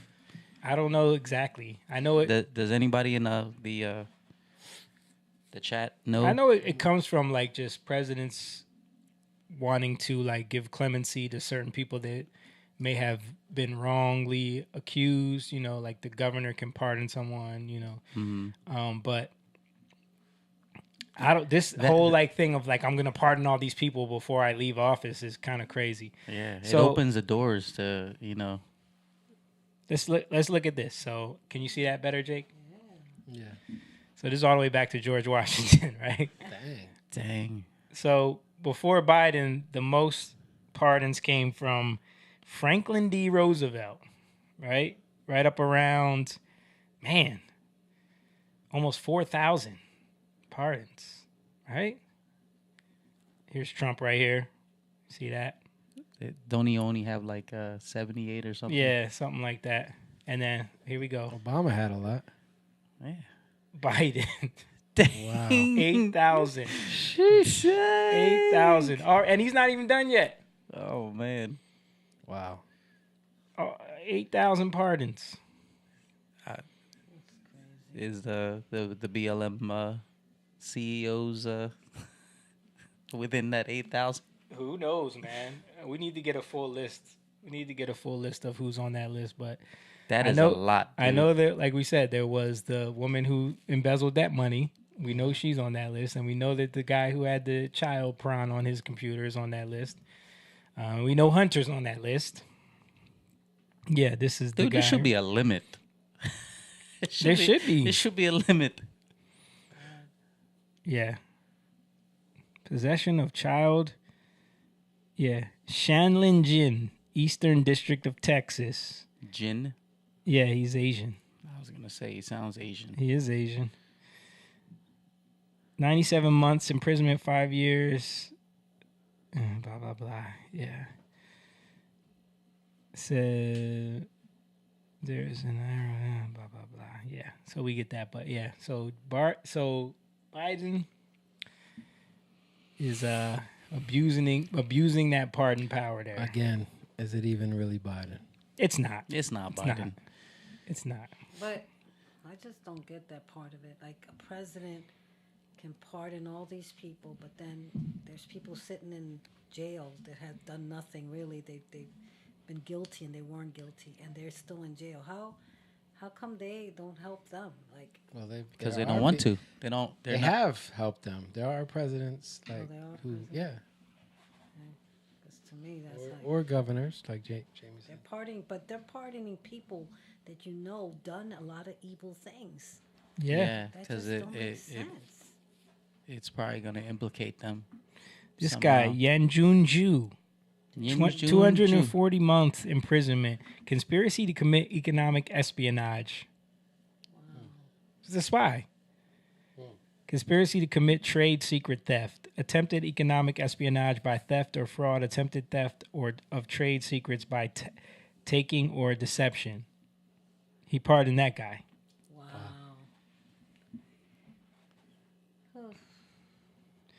Ji Chaoquan, 96 months. Sound like a lot of Chinese. Yeah, man. Conspiracy to defraud the United States, impersonating agents of foreign governments, statements, or entries generally. Like, why are these people being pardoned? Are you making a deal with China? You giving back some of their spies for something? Are they giving you something in return for that? More farmland, maybe? I watch these shows, man. Crazy. That sounds like it could be in those shows. Yeah. House of Cards, 24 or something. Yeah. All right, Julian Assange is still in jail. I know. Is he? No, wasn't he let out? Wasn't he taken out of jail? I don't know, dude. I don't think so. I did hear that Biden just called for a ban on stock trading by the Congress. You know they're not happy about that. Crenshaw. Crenshaw is pretty pissed about it. Yeah. So let's get into this other thing that you sent me. What was this? What are we about to get into here, Jake? I think was it what came up earlier? Mhm. Oh, okay. It's the it's a debate between a feminist and a conservative woman. Okay. And About what topic? They're just going through a bunch. Okay. But it was about abortion that I wanted to show just because of the arguments. Yeah. To me, were like crazy. Mm-hmm. And then we'll get to, she says a word over and over again that I kind of highlighted in the last video that you'll understand when you hear it. We'll see if they do this debate in your next Socratic method. But yeah, her reasoning, dude, is crazy. So you can just. I find it very interesting that you want to recognize the unique individuality and inherent right to protection for fetuses. And the question is not whether or not they are unique human individuals. That is not in question. That is an objective truth. But Okay, that's great. In order for you to protect and value the life of a fetus, you have to actively be indifferent to the life and rights of the woman carrying it and the Really? person carrying it. Yes, because you say, oh, these fetuses that were aborted, right? They She could have already been the said next fetus astronaut. like They could 3 have been times. Yeah. firefighter. They could have discovered the cure for cancer. But do you recognize that women and pregnant people have every opportunity to do those same things, and an unplanned, unwanted pregnancy could likely prohibit them and limit their opportunity to be that world changer? They have every opportunity and every likelihood to be just as successful and world changing as those fetuses. But the difference is they're here, they're living, they're autonomous, they're people who have their own bodies, their own thoughts, their loved ones, their friends and families. And again, to protect and prioritize a fetus's right to inhabit a woman's and person's body, you have to actively be indifferent to that person and see them as only an incubator, ready to birth the next generation of world changers instead of recognizing that the world changers are already here. No, you have to be understanding that there's consequences for your actions. Yes. And once you decide to not only violate, the law of God in the sense of like having sex outside of marriage and fornicating in that way, once those consequences take place, now you have bypassed contraception. How many forms of contraception exist out there? Plenty. You have neglected to engage in any of those. And then as a last resort, you want to decide that, well, I can just eliminate this child's chance at life as a way for me to preserve my freedom. Yeah, but even the contraception is a manipulation for you to do what you want to do. Exactly. So even that. Of course. But I'm saying like to totally absolve someone of all of those steps that you bypassed to now be in a position where you want to use this as a way for you to continue your opportunity to pursue those, goals that she's laid out there. Right. It sounds completely and utterly selfish. Yeah. Yeah. And But it goes deeper. Okay. And I know it gets worse because she already said she only talked for 2 minutes and she said fetuses about 4 times, 4 or 5 times. Yeah. Wow, lots of follow-up questions to that. You mentioned that it's not in question at all that an unborn child is a human being. Michael Starr said amazing mental gymnastics they use to justify abortion. Yes. Yep.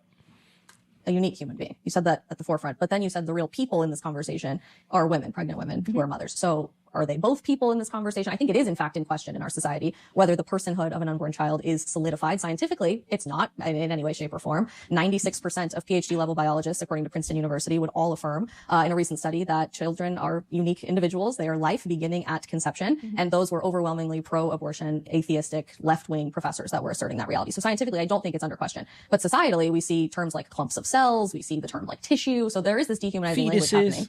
It's not in question that this is a person that we're talking about in the womb. So that is also sort of the difference as well. And it's very nuanced, right? You're free to have whatever opinion you like when it comes to your comfort or discomfort level on abortion. I'm not telling you that you should be comfortable with abortion. I'm saying that it should be left up to the individual. I just want to make that clear.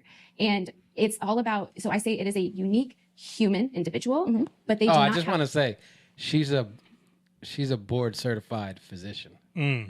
Okay. So just to put that out there. Also, right. So she has a piece of paper that shows that she passed some tests at school.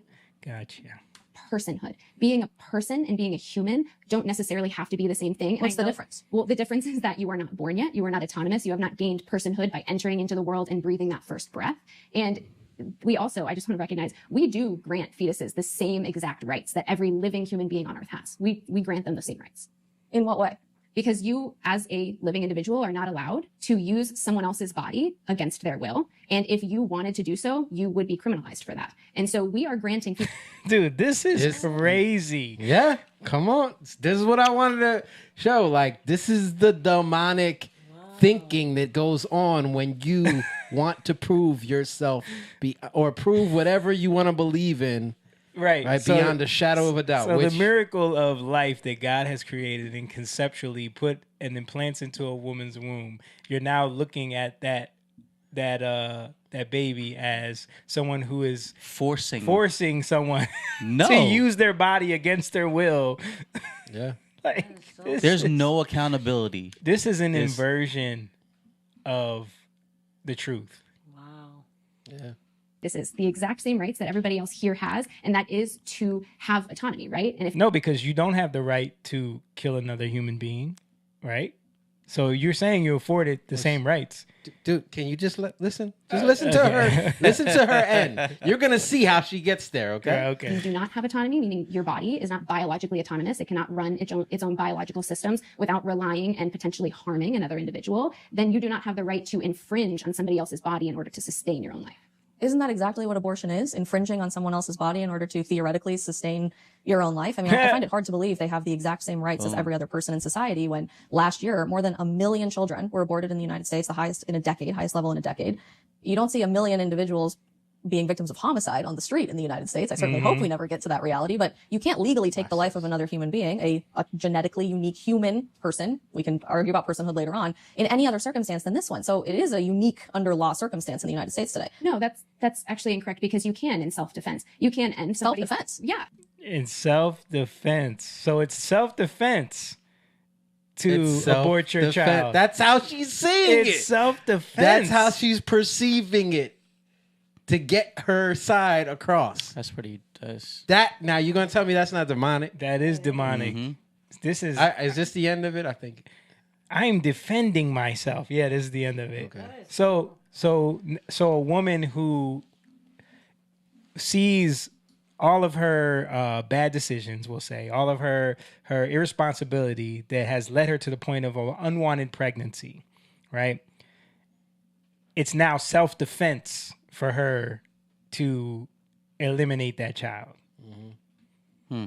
Wow, that is some gymnastics right there. Yeah, it's pure horrible. pure evil, man.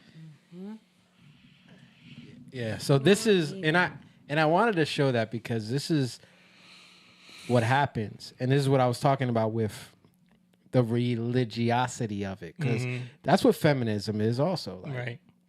These things are ideologies. These are religious practices that you think on, that you think your way through over and over again. So you're starting to, and that's why I say, I'm not just trying to say, oh, like to woo-woo it, say it's demonic. No, it's literally demonic thinking as you go down these roads because they're lies, right? And if you want to hold to them, to what? To justify yourself, right? To justify women, right? Because you're a woman, so you're justifying yourself. You're gonna hold on to some really, really dark things, and you get there over and over again. Because every time there's an argument against it, you got to figure out ways to win. Right. Right. It sounds like legalism. Yeah. It sounds like It's a form. it's literally legalism. We just talked about this at church, right? Right. So because we brought this up at church. Like, there's a difference between a lot of people. Oh, I'm not religious. Yes, you are. You're religious because religious. That's just what you Something do. you do right? over and over It's again. a practice. Yeah. But the legalism about it is how you're going to enforce it as a law. And what do lawyers do that need to defend the worst criminals? They have to find a way to legally make their argument. Right. And it perverts the law, right? So the law comes, there's a point to the law. This is what happened in Jesus' time. The Pharisees, the Sadducees, the people who were the rulers of that time, they were perverting the law. Right. And Jesus was coming and saying, no, this was the point of the law. Right. These are the points of these things. You guys are taking it and twisting it so that you can you're making people, you're hindering people more than you actually hinder yourself. Right. You're keeping people out of, you don't enter into the kingdom, let alone you keep them out. Well, he told them they were demonic. He told them they were a brood of vipers. He told them they were of their father, the devil. Yeah. So right. He spoke all these things to them because this is what they were doing. Right. So it's the same thing like you're saying. Like this is a demonic way of like using the law to basically have your will be done. And this is what happened. This is what happens in court, right? Like you said. People are always looking for the loophole. How to see it? How can I twist it into my favor? It's not it's not perspective, because she kept saying that. I don't know if I caught that, but she kept saying, That's your perspective. No, it's perception. Because it's literally it's the reality you superimpose on life, right? It's the reality. So it's perception. It's how you see your experiences. It's how you see what you're going through. It's how you see what others are going through. You're putting that, you're superimposing on what's going on, your reality. Yeah, Denver made a good point. He said that's like inviting a person into your home and then killing them for trespassing. Yeah. It literally is. Yeah. That is not self-defense at that point. Yeah. I mean, except for the fact that, it's not their will. They have nothing to do with that, with being born. Right. Yeah. That's the irresponsibleness that they're not being because accountable it's for. so it's actually worse than that. It's Yes. All right, so Also, are you aware of the leading cause of death for pregnant people in the United States? Women, moms. Whatever terminology you want to use. I use more pregnant inclusive people. language, but I don't pressure you to do I so. use more inclusive. I just don't understand what pregnant people is referring to. Are we talking about women? Pregnant women? People who are pregnant. I think it's in the name. So women who are She pregnant. can't say women. I'm just trying to understand the terminology we're talking about here. Right. And I choose to use inclusive language. I feel the term pregnant person is fairly self-explanatory. It is a person who is pregnant. You are free to use the term mother if that brings Bro, this is so You're free infuriating, to use the term bro. mother. This is so infuriating. I use inclusive language, but you're free to do what you want to do. If you want to be a bigot and you want to use the term mother or woman, but I prefer to use people who are pregnant. I think that's self-explanatory. Yeah, you're saying woman. You just won't say the word. Like, come on. you joy. I don't pressure you to use the term pregnant people, but I do think that it's strange that I have to clarify what a pregnant person is. I just think it's a new direction in society. If we're talking about the leading cause of death for pregnant moms in society, I'm assuming you're going to say it's homicide. A recent study just came out to say that. Are we also talking about pregnant dads? Like, who are we talking about here? Pregnant people. So men who are pregnant. Pregnant people. I really don't see why we have to have a semantic conversation. Well, when we're talking about feminism and uplifting women, I think it's wildly degrading to women to suggest that one of the most beautiful, powerful experiences we have, growing and nurturing and sustaining human life, which is unique to womanhood, is now all of a sudden co-opted by men. I don't believe that it's co-opted. I think using inclusive language is to include everyone. A pregnant mother, a person who identifies as a woman and who is a pregnant woman, can still be called a pregnant woman. But when I am talking about society, when I am talking about a group as a whole, I choose to use inclusive language. And I would like to get off of the semantic argument because I think it derails the actual question, which is the leading cause of death for pregnant people. Because you're Who's the other girl? Smashed. Who's the other girl sitting there in Indian style? It's probably the host, right? Is she the moderator? She's the host. She's moderating the debate. That's probably her show, right? Because she keeps looking at her for affirmation. That's why I'm asking that. She's the host. Okay. She's like, I'm not rescuing you. You dug yourself into that. Listen to what she says. Okay. Is domestic violence. And so when you bring up, oh, well, 1 million fetuses or 1 million babies have been aborted, that's also 1 million people who have chosen something about their body and about their lives. There are 1 million people who decided that it was better, safer, whatever the circumstance was, for them to not be pregnant anymore. And I also want to recognize that over half of people who get abortions are already mothers. They already have children. They're already trying to prioritize the families that they have. So there's this kind of demonization that happens when it comes to centering the fetus and centering the pregnancies rather than centering the pregnant person. And that's why I say you cannot have compassion, or maybe that's an incorrect statement. You cannot prioritize the needs of a fetus without obstructing the rights of the pregnant person and being indifferent to their experience and their suffering and their opinion over their own body. And I also want to recognize that over half of people who get abortions are already mothers. They already have children. They're already trying. What are your thoughts on Nikki Giovanni? What happened? Why we go? And I also want to recognize that over half of people who get abortions are already mothers. They already have children. They're already trying to real prioritize. quick, pay attention to one word that she says over and over again. Okay. All right. The families that they have. So there's this kind of demonization that happens when it comes to centering the fetus and centering the pregnancies rather than centering the pregnant person. And if somebody recognizes or identifies as a woman, as a mother, and they say, I do breastfeed, you use that terminology because it is their terminology. And at the end of the day, this is all just it's demonizing a minority group. And I think that you don't have to understand it to respect it.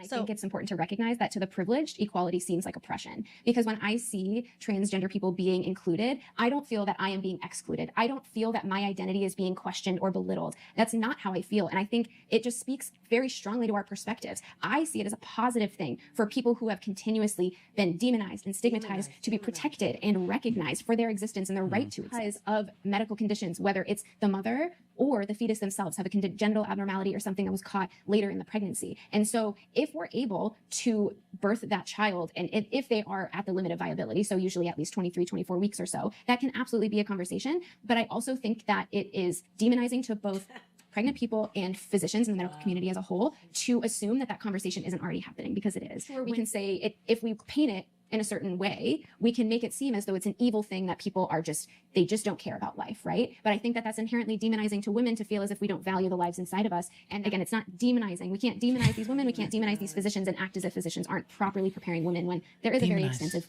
It's almost as if she's projecting. It's almost as That's if, what like, I wanted to say. It's almost Because we as talk if- about Jezebel, yeah, right? It's almost Right? as she can't help but use that word. Yes. Because The demon is so prideful. Right. It's like, I am here. I want you to know. You know that I am here. I am in control of this vessel. She's literally projecting. Yeah. That's what I wanted to show. She said that so many times. So many times. And yeah, so obviously I watched the whole thing. That's And there's why. still like a minute left. I just paused it. Okay. She probably said it more times than you clipped it. There is a couple more times. Yeah, but do we need to watch all of my main? No, we don't have to. Her rambling is making my head hurt. Yeah. So you see, like, it's just, how bad these takes are. Yeah. And how far away from reality they are because you care about the wrong things. Mhm. Yes. This is when caring goes wrong. Yeah. You know what I mean? You're caring in the wrong way. Yeah. You're caring about everybody else at the expense of the most innocent in the matter. Innocent one who can't defend themselves. Right. Yeah. And this is like, so think about it. Pride, the reason why people are in pride is because they were first in fear. Mm-hmm. And because they're in fear, they're trying to protect themselves. Right. Right. So it's literally connected to care. Right. Mhm.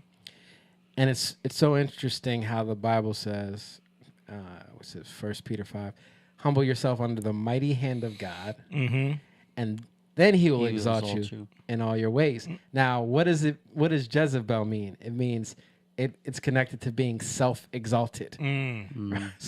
So humble yourself under the mighty hand of God, and he will exalt you in all your ways, right? Casting your cares upon him because he cares for you. Wow. So it's literally the opposite. What do we do in humbling ourselves? We cast our cares on him. Right. But how do we move in pride? We take our cares, internalize them, and try to figure them out ourselves. That's demonic because it leads to pride. You can't work out your own problems. You're going to cause more problems. This is the whole thing that's happening with this. And feminism, because this is where it all stems. It's funny, she's talking about feminism, but it got all twisted because now men birthing peoples, they call you, women can be pregnant. I mean, are they women? Are they men? Yeah. Men? So is it Pregnant men that people. can be, okay, we'll just say pregnant people. See, it just gets so convoluted. And you don't understand what's going on because that's what chaos does, right? And chaos happens because everybody is only caring about themselves. When you look at a chaotic household, it stems from the parents. The parents are selfish first. The kids then become selfish out of protecting themselves from everybody else. Right. The parents, right? So that's how you get a chaotic household. Everybody is selfish, right? You learn to be selfish. Why? Because you can only trust yourself. And this is how we become prideful, right? Thinking about neighborhoods that are the most chaotic. That's the mentality. That's the Everybody's mentality. selfish. Yeah. Everybody is, I'm out for mine. Yeah. Because I can't trust anybody else because everybody else is out for theirs, so I got to be out for mine. And it just breeds that environment where you can get robbed. You can get someone selling crack to kids. You can get these environments because everything is just based off self. Yeah, that was the hardest thing for me when I lived in Camden. Was learning how to deal with the ignorance of, and I say ignorance because when you're so selfish, you're ignorant of everything around you, and you won't care for anybody else around you. Yeah. And I would be calling people out like, really, you're gonna do that? And they're like, what? Yeah. You know, Yeah. like, Yeah. and it's like I had to learn to have more patience, and understanding for that mentality, and it was hard. It was hard because people will do stuff all the time because they're doing it. Yeah. Well, if they're doing it, then I'm gonna do it, and it breeds, like you said, it breeds a lot of chaos. So you have to, in order to deal with that, you got to be able to be patient and understand what's going on, what's Right. happening around you, and then not to fall into the same thing. Yep. Because you become jaded. Yep. Because you become bitter. Right. You know what I mean? So then you become under that same principality. You become under that same spell. That same spell. Right. Instead of having an understanding and discernment and a compassion for like, well, understanding why is everybody here? Okay. You know, and there's no sense of community. That's what needs to be brought back. Let me give a shout out to Amber on YouTube. Said, a baby begins to breathe atomic fluid in the womb for the lungs to grow and develop. I think that is referring to the fact that she was saying human is not a person until it breathes air. Yeah. But that doesn't make sense. You know. Most of the stuff she said didn't make sense. All right, so what else? Any comments? Mike said, I got to jump off. Good stuff. Hope to join again soon. Check us out next Tuesday. Thanks for joining us, Mike. Thanks for being here. All right, so next video.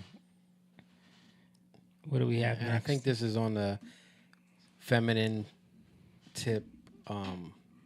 This is a video about Nikki Giovanni.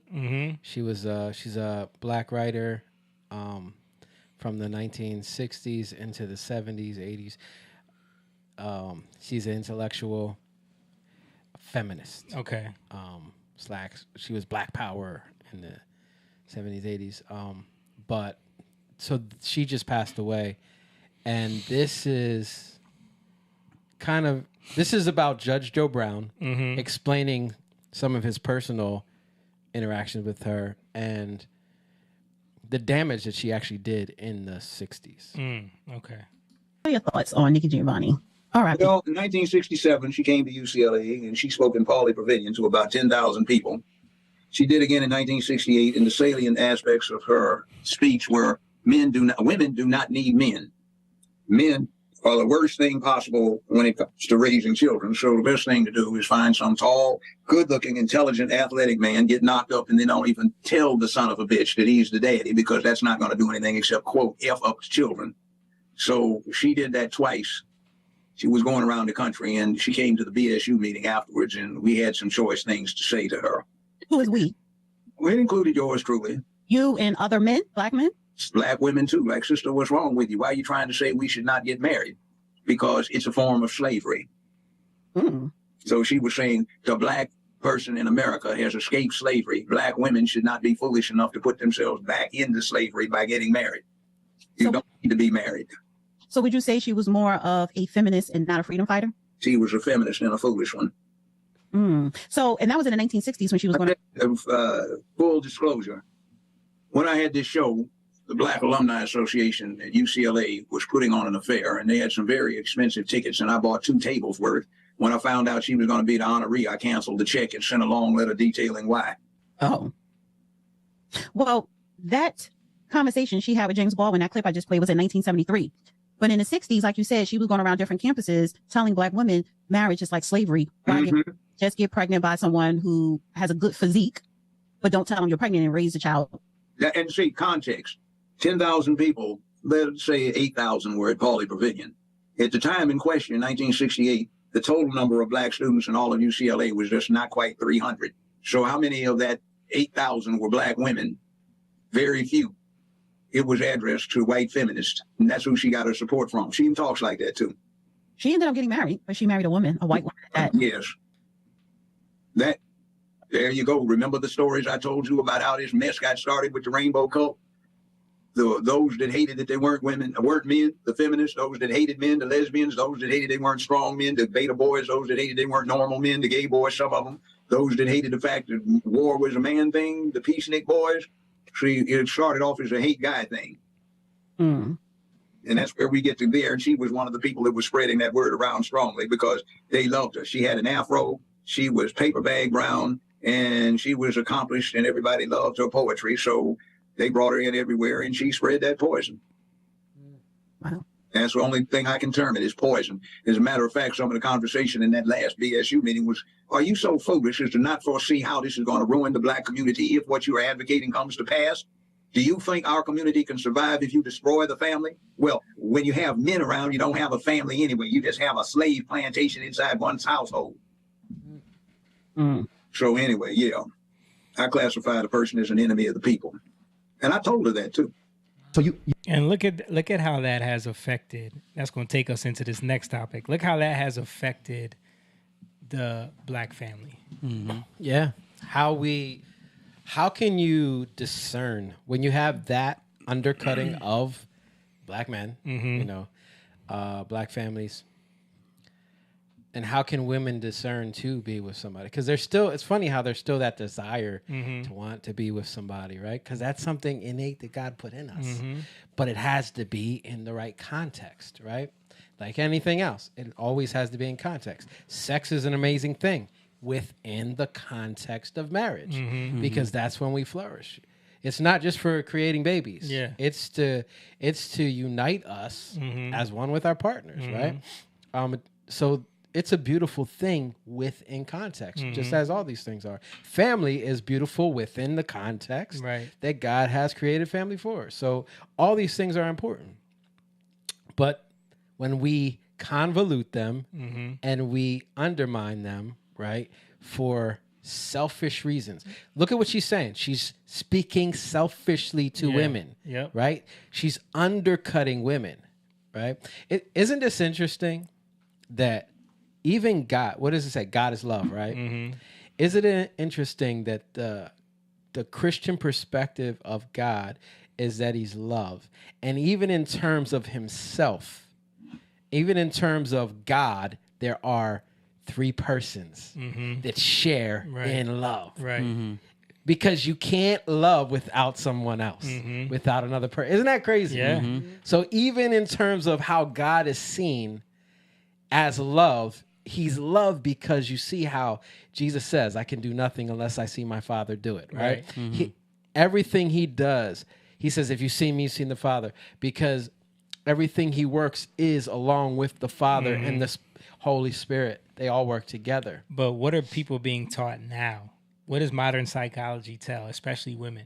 You got to love yourself. Yourself. Yes. Self-help. Learn how to love yourself. Once I learned how to love myself, that's when I truly was free from my need to have a man. And it's like you start to see this selfishness, this idea that you don't need anyone else. That love is about loving yourself and loving who you are and not needing to change and not needing to be better and not, So what's the need for family? It's just to fulfill something that I want if I want it. That's not what love is in the Bible, right? No, absolutely. Love talks about being not selfish. Yeah. It literally says love is not selfish. Yeah. Right. So everything love that they're don't ever take. Yeah. Oh, that's a fool's mistake. Yeah. Yeah, but no, I just had this conversation actually with my wife about,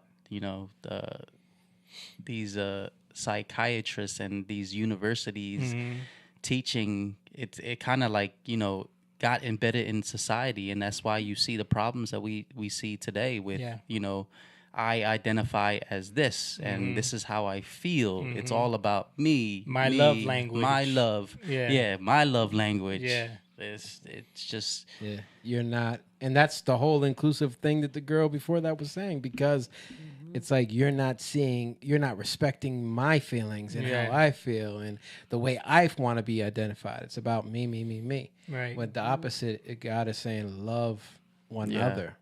Right? That's the one command. Love one another. You know, because that's how we learn. Because it's not easy to love. Mm-hmm. So then we get challenged every time in terms of love, because again, in our fallen state, in our old selves, it's not natural for us to be loving. Yeah. It's natural for us to be selfish. Mm-hmm. It's because selfishness is connected to survival. But the opposite of that happens with God. Mm-hmm. Right? There's no greater love that you lay your life down for your friends. It's the total opposite. It's not about survival anymore. Right. Real quick, Lisa Anderson says, great podcast. Thank you. Thank you. Dara says, hey, lady, for coming. Oh, she's talking. She's talking to Hey, somebody. thanks, lady, for coming on. I think it's Courtney. Anyway, shout out to Adam Fields, too, if he's still on here. I just saw him pop in. Yeah, so we're going to get into this next story. I saw this initially a few months ago. This woman came out with a heartbreaking story about getting into a relationship with a man who she came out with this video that went viral and said, "I married a monster," basically. And that kind of spun through the YouTube and X atmosphere because of like the red pillers that know the content that she was consuming, which was this woman who does like the anti-red pill, if you will. Her page was actually Trophy Wife. That was the name of her. The girl's page that Yes. made the I Married a Monster. Yes. Yeah, her page was called Trophy Wife. Yeah. But she was following this woman who is like this quote unquote dating guru for women, you know, giving advice to women on how to basically fleece men, marry someone rich, you know, how to date and older men, date rich men, don't do nothing for free, you know, all this stuff. And she had this we made fun of it before. She had that catchphrase, sprinkle sprinkle. I don't know if you guys know about that. She says that all the time. Sprinkle, sprinkle, sprinkle, sprinkle. And that was her little catchphrase. So then the guys, the red pill community started making these videos counteracting that, the drizzle thing, where they were making fun of it, saying like, you know, I don't date a woman unless you could pay the check on the first bill, on the first date or whatever. But anyway, so this woman apparently is a witch. Yeah. This woman is a witch. The woman, the sprinkle woman, she's a witch. And she had been doing witchcraft content before she did the dating content. And Jake told me she's still doing that content. I didn't even know this, but she pivoted into the dating stuff because the red pill stuff was getting so huge on YouTube. So she was trying to give women their own little version and basically giving women terrible advice on dating. This woman was following her advice and ends up making this video. This young woman who became the one who did the video about I Married a Monster. So in following this woman's advice, she ends up making this video, I Married a Monster. Do you have any of that content in here? Or I'm just trying to get the backstory. Because you can just give it, yeah. So she makes this video because the guy that she married was an older man. I think she's in her 20s, like 23, 24 or something like that. I think when she married him. Right. So maybe a little older now. Yeah. Maybe like 26. Yeah. And he was in his 40s, I believe, at the time. Yeah. And she had children from a previous relationship, and he ended up molesting her children. Well, her new babies.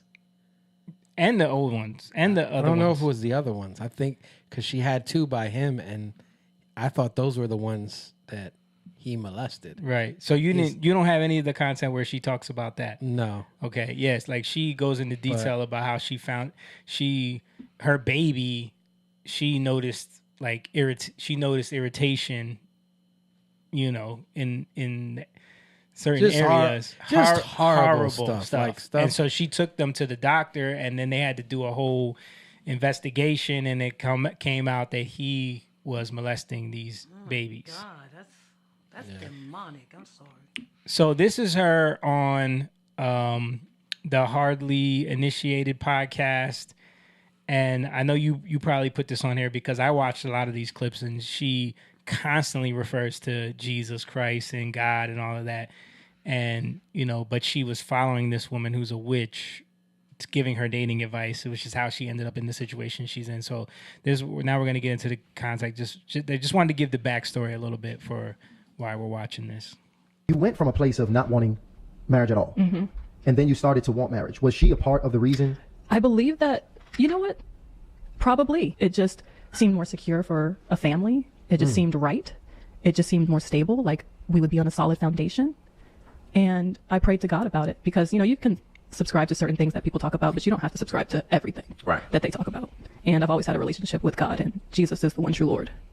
And I prayed about it and asked God to send me the right man. It wasn't just about what he had. It was never about what he had.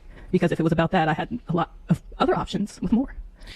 Just for more context, so after she found this husband, she had made that page called Trophy Wife, and then she was giving advice to other women about how she found a rich man who takes care of her, blah, blah, blah, and started doing her own advice based off of, so her now coming back and saying it was never about what he had, she prayed to God for him to send her a husband, but this is all stemming from the advice that she was getting from Sprinkle Sprinkle. And it was really about how he treated my children because he seemed to love my boys. And he said, oh, those are my boys. You remind me of my mom. She was a single mom with 2 boys. And I would just love to help you and be there for you and be the man you guys need. Oh, my gosh. So, you know what? I want to, before we actually get deep into, the situation that took place with your husband, I think it's important to, talk about the impact. I'm actually happy you shared that because who you watch and learn from, that's discipleship. That's mentorship. Oh my goodness. That's who you are, in submission to. Yes. Under their leadership. You know what? That's so true. The thing about it is now when you're discipling under somebody to make the most important decision in your life, this is how I choose my partner. That's the biggest decision we make. They have a lot of influence on our future and the future of our children. What do you think was the biggest takeaway from that content creator in particular that impacted you? What was the biggest takeaway, or what empowered you from her in particular, that made you feel that safety and security? Like, what was it, a particular lesson or principle that was given to you? I think that a lot. Do you think he's trying to be like diplomatic with his questioning? It seems like he's trying to get to like, because he need to just ask her like, why were you following this woman if you? I mean, but you gotta understand, dude. She's been through trauma. Yeah, that's true. That's true. Like, come on. Yeah, you don't want. She was probably already traumatized before she even got into this relationship. Remember, she already had 2 kids. She's 23. Yeah, which means she probably had kids in her teens. Yes. Right, which probably means she didn't have a good upbringing. Right. So what I'm saying is that there's probably a lot of trauma here, and you gotta kind of have understanding. That's I got you. I understand that. A lot of times, like I stated before, that women are taught that their value is in what's between their legs. And she was the first person that said that it was true. And you don't have to give it away to just anybody. A man should be worth your time. He should be, taking you out. He should be investing in you. He should be making your life easier if he cares about you. And that's what I took away from it. I think that makes sense. I want to ask you this because, right now, hindsight, with where you are today, do you feel like that was the healthiest content to digest, or do you have any regrets in really watching that content to help guide your decision making? So funny thing about me is I don't have regrets. I believe that God is working in perfect order, in perfect timing, and there's nothing that happens that he has not approved or seen. And unfortunately, our family, not just our family, but our family in public have, especially my daughters, have had to be sacrificial lambs in the result of what has happened. And what it was. So she thinks that it's in God's plan for her children to be abused? Yeah. I mean, that's where it gets a little, hazy. If we look at Romans 8, it talks about, all things work together for good for those who love the Lord and are called according to his purpose. So God can work everything together. He'll use everything, but there's this, it's kind of like, I always say this, like, you can find out the hard way or you can choose wisdom. and you can listen to those who come before you. Some Right. people don't have that wisdom. Some people never had that wisdom. You know what I mean? So, Yeah. but you gotta. I don't think she's there yet to understand that. You Mhm. know, so and I do wish they would have pushed back on that. Yeah. To say like, you know, just a little bit like, because that's theology framework right Mhm. there that you need to kind of Right. understand who God is Right. and how He works. But did she say her daughters were sacrificial lambs? She did. Yeah. She did. That- Yeah. I mean, So it's she's like looking it's at like putting in it a- on God. She's making it a little bit distorted in her mind because, Yeah. yes, her daughters were whatever happened to them, but Yeah. that doesn't mean that's the plan that God wanted for her. Yeah. Yeah. And this is why I said like how dangerous the feminist movement was. Mhm. And what I showed like Yeah. with the woman Nikki Right. Giovanni in the 1960s, where you're saying these things, you're pushing this agenda, not understanding The impact things it's like gonna have this on the can future. happen, Yeah. right? Because when you prioritize yourself Mhm. over your children, Mhm. over your family, family structure has been around for thousands and thousands of years. Yeah. And all of a sudden we think we're going to do something new. No, Yeah. it doesn't work like that. Yep. So we have to understand like, okay, why do these things matter? You know, like what legalism is somebody coming up to you and they see you, you know, you guys are living together and they're like, you need to get married. Mhm. Well, why? Because you need to get married. And it's like, that's legalism. Mhm. Because there's no purpose behind it. Right. And even people will say, well, there's no point in getting married. Yeah. It's just a piece of paper. Yep. Exactly. Because you don't understand the point Mhm. of why we get married. Because then you can think that marriage is just transactional, Mhm. right? And then it becomes more selfish. Well, Right. what are you going to do for me? What am I going to do for you? And this is the whole push and pull between like the dating, the lady The she's red listening to, pill and then stuff. also yeah, the Kevin red pill. Samuels Yep. kind of started all of that with like, you know, high value man. What do you bring to the table? Yeah. You know, wedding. He used to say marriage is transactional. Yeah. You know. Yeah. And then so you're always seeing this pendulum thing happening. You're always seeing like this balance, counterbalance thing happening because I said this at church. You don't balance something or measure something based off of something bad. Right. You don't look to something bad and then balance it with, well, this is what's good. You balance good with good. Right. You have to look to good. That's why we look to marriage. It's defined by Christ. Right. Right. Husbands, love your wives as Christ loved the church. Mhm. And when we do that, we get an understanding of, oh, he gave his life up, because that's what it says, and gave his life up Right. for her. Yeah. So yeah, good is not the opposite of evil, and light is not the opposite of dark. Yeah. Darkness is the absence of light. Evil Right. is the absence of good. Mhm.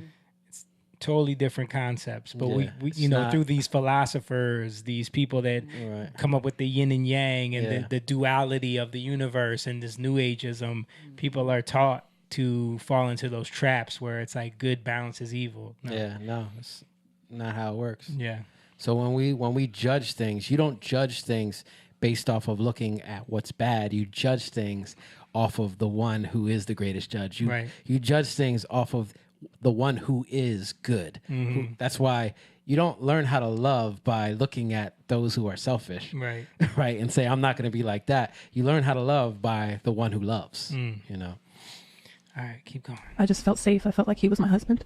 I can't describe it. And he, even on our first date, he said, so what do you think about if we got married in 2 months? And I said, I don't know, maybe. And he spit out his water because he started choking like he couldn't believe I said, oh, maybe. Wow. But it felt so natural and so right. And, yeah. How old were you at this time, by the way? I was 23 or Oh, wow. 24 or something like that. And what was his age? 45, 43, 45, something like that. I don't know. So he's around 20 or so years older. Yes, he's 20 years older. Now, And she's not equipped to know what feels right. You know, if you're just going to base off of what feels right, you're going to be led astray all the time. Yeah. being a young woman at that time, 23, did you have any reservations about his age, or was that a concern at all, or was that just a typical right? Okay, so I didn't get introduced to dating older men until I started watching Share 7. That's the girl's name, she just Share basically 7, said- yeah. I mean, they have, They got money. yeah, exactly. They can be a better man to you. They can provide for you in the way that you would like, and your kids, and so I was like, okay. And it was a bit odd at first because I didn't initially jump right into online dating. I just, men would try to talk to me at the grocery store, and normally I just wouldn't even pay attention to older men. But I just started to be a little bit more approachable, I guess, to men of an older age. And I ended up meeting the first older man that I dated. And it was a little bit odd at first because I just wasn't used to dating an older man, but because he treated me well, it became easy. You feel like a princess, So if you see the signs before your kids come into a picture, how much is this self-inflicted? I said I didn't see the signs until after we were married already, so we were already invested as a family at that point. I just want to point out, like, this is also lack of fatherhood. Yeah, it's lack of men. Yeah. She even says, I didn't put that in there, but she says that she, I think did I put that? That she was getting advice from her sister. Yeah, I saw that when I watched it. Her sister told her. But yeah, I don't hear any mention of a man, a father figure. What did her sister say to her? She's the one that told her to try online dating, to set up a profile and everything.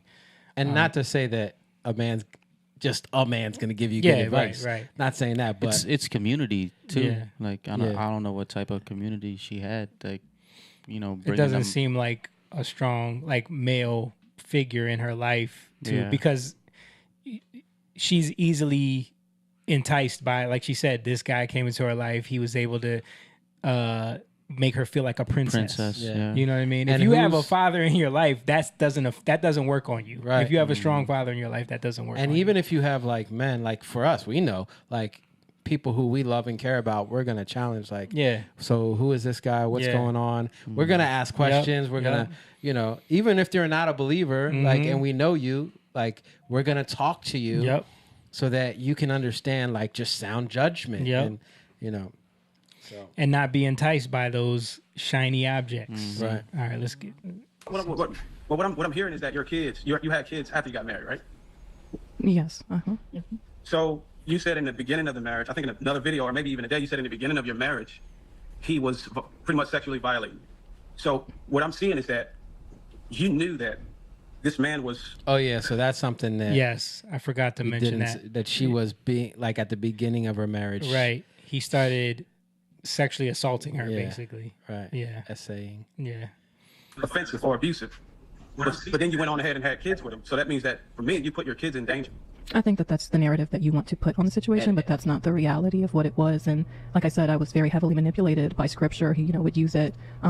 He would gaslight me, and I, after I don't even know if I was pregnant yet after the last time it happened. So, and every other way, he was a good man. I didn't think that it was worth throwing my family away, or the family that we were trying to create, because he had done those things. And unfortunately, I didn't realize that that would mean that he would go on to abuse his own children. I don't know how someone would correlate the two.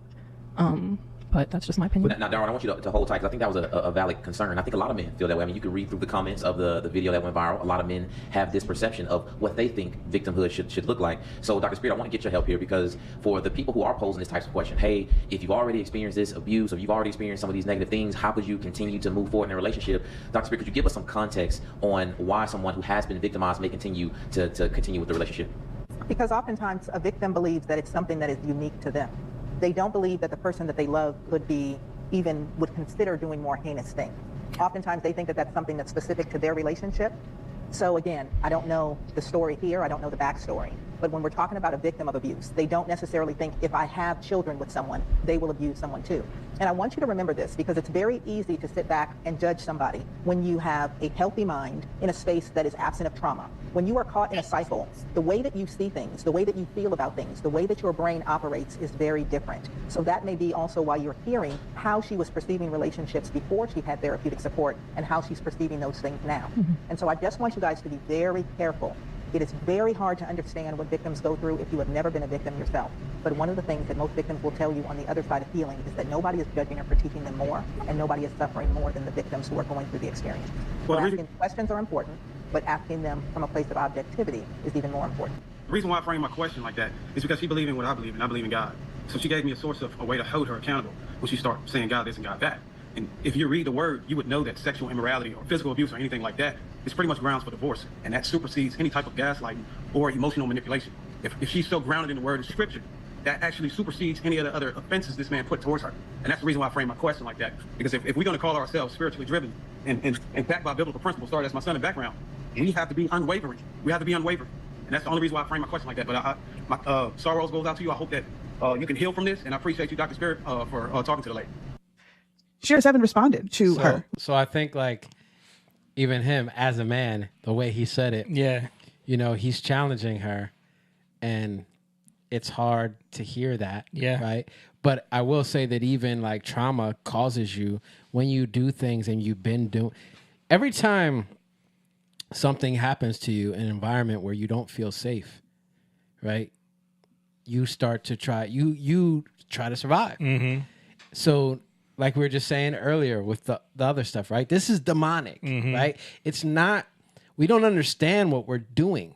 And this is why we need to be changed in our minds. We need to be changed. We become a new creation.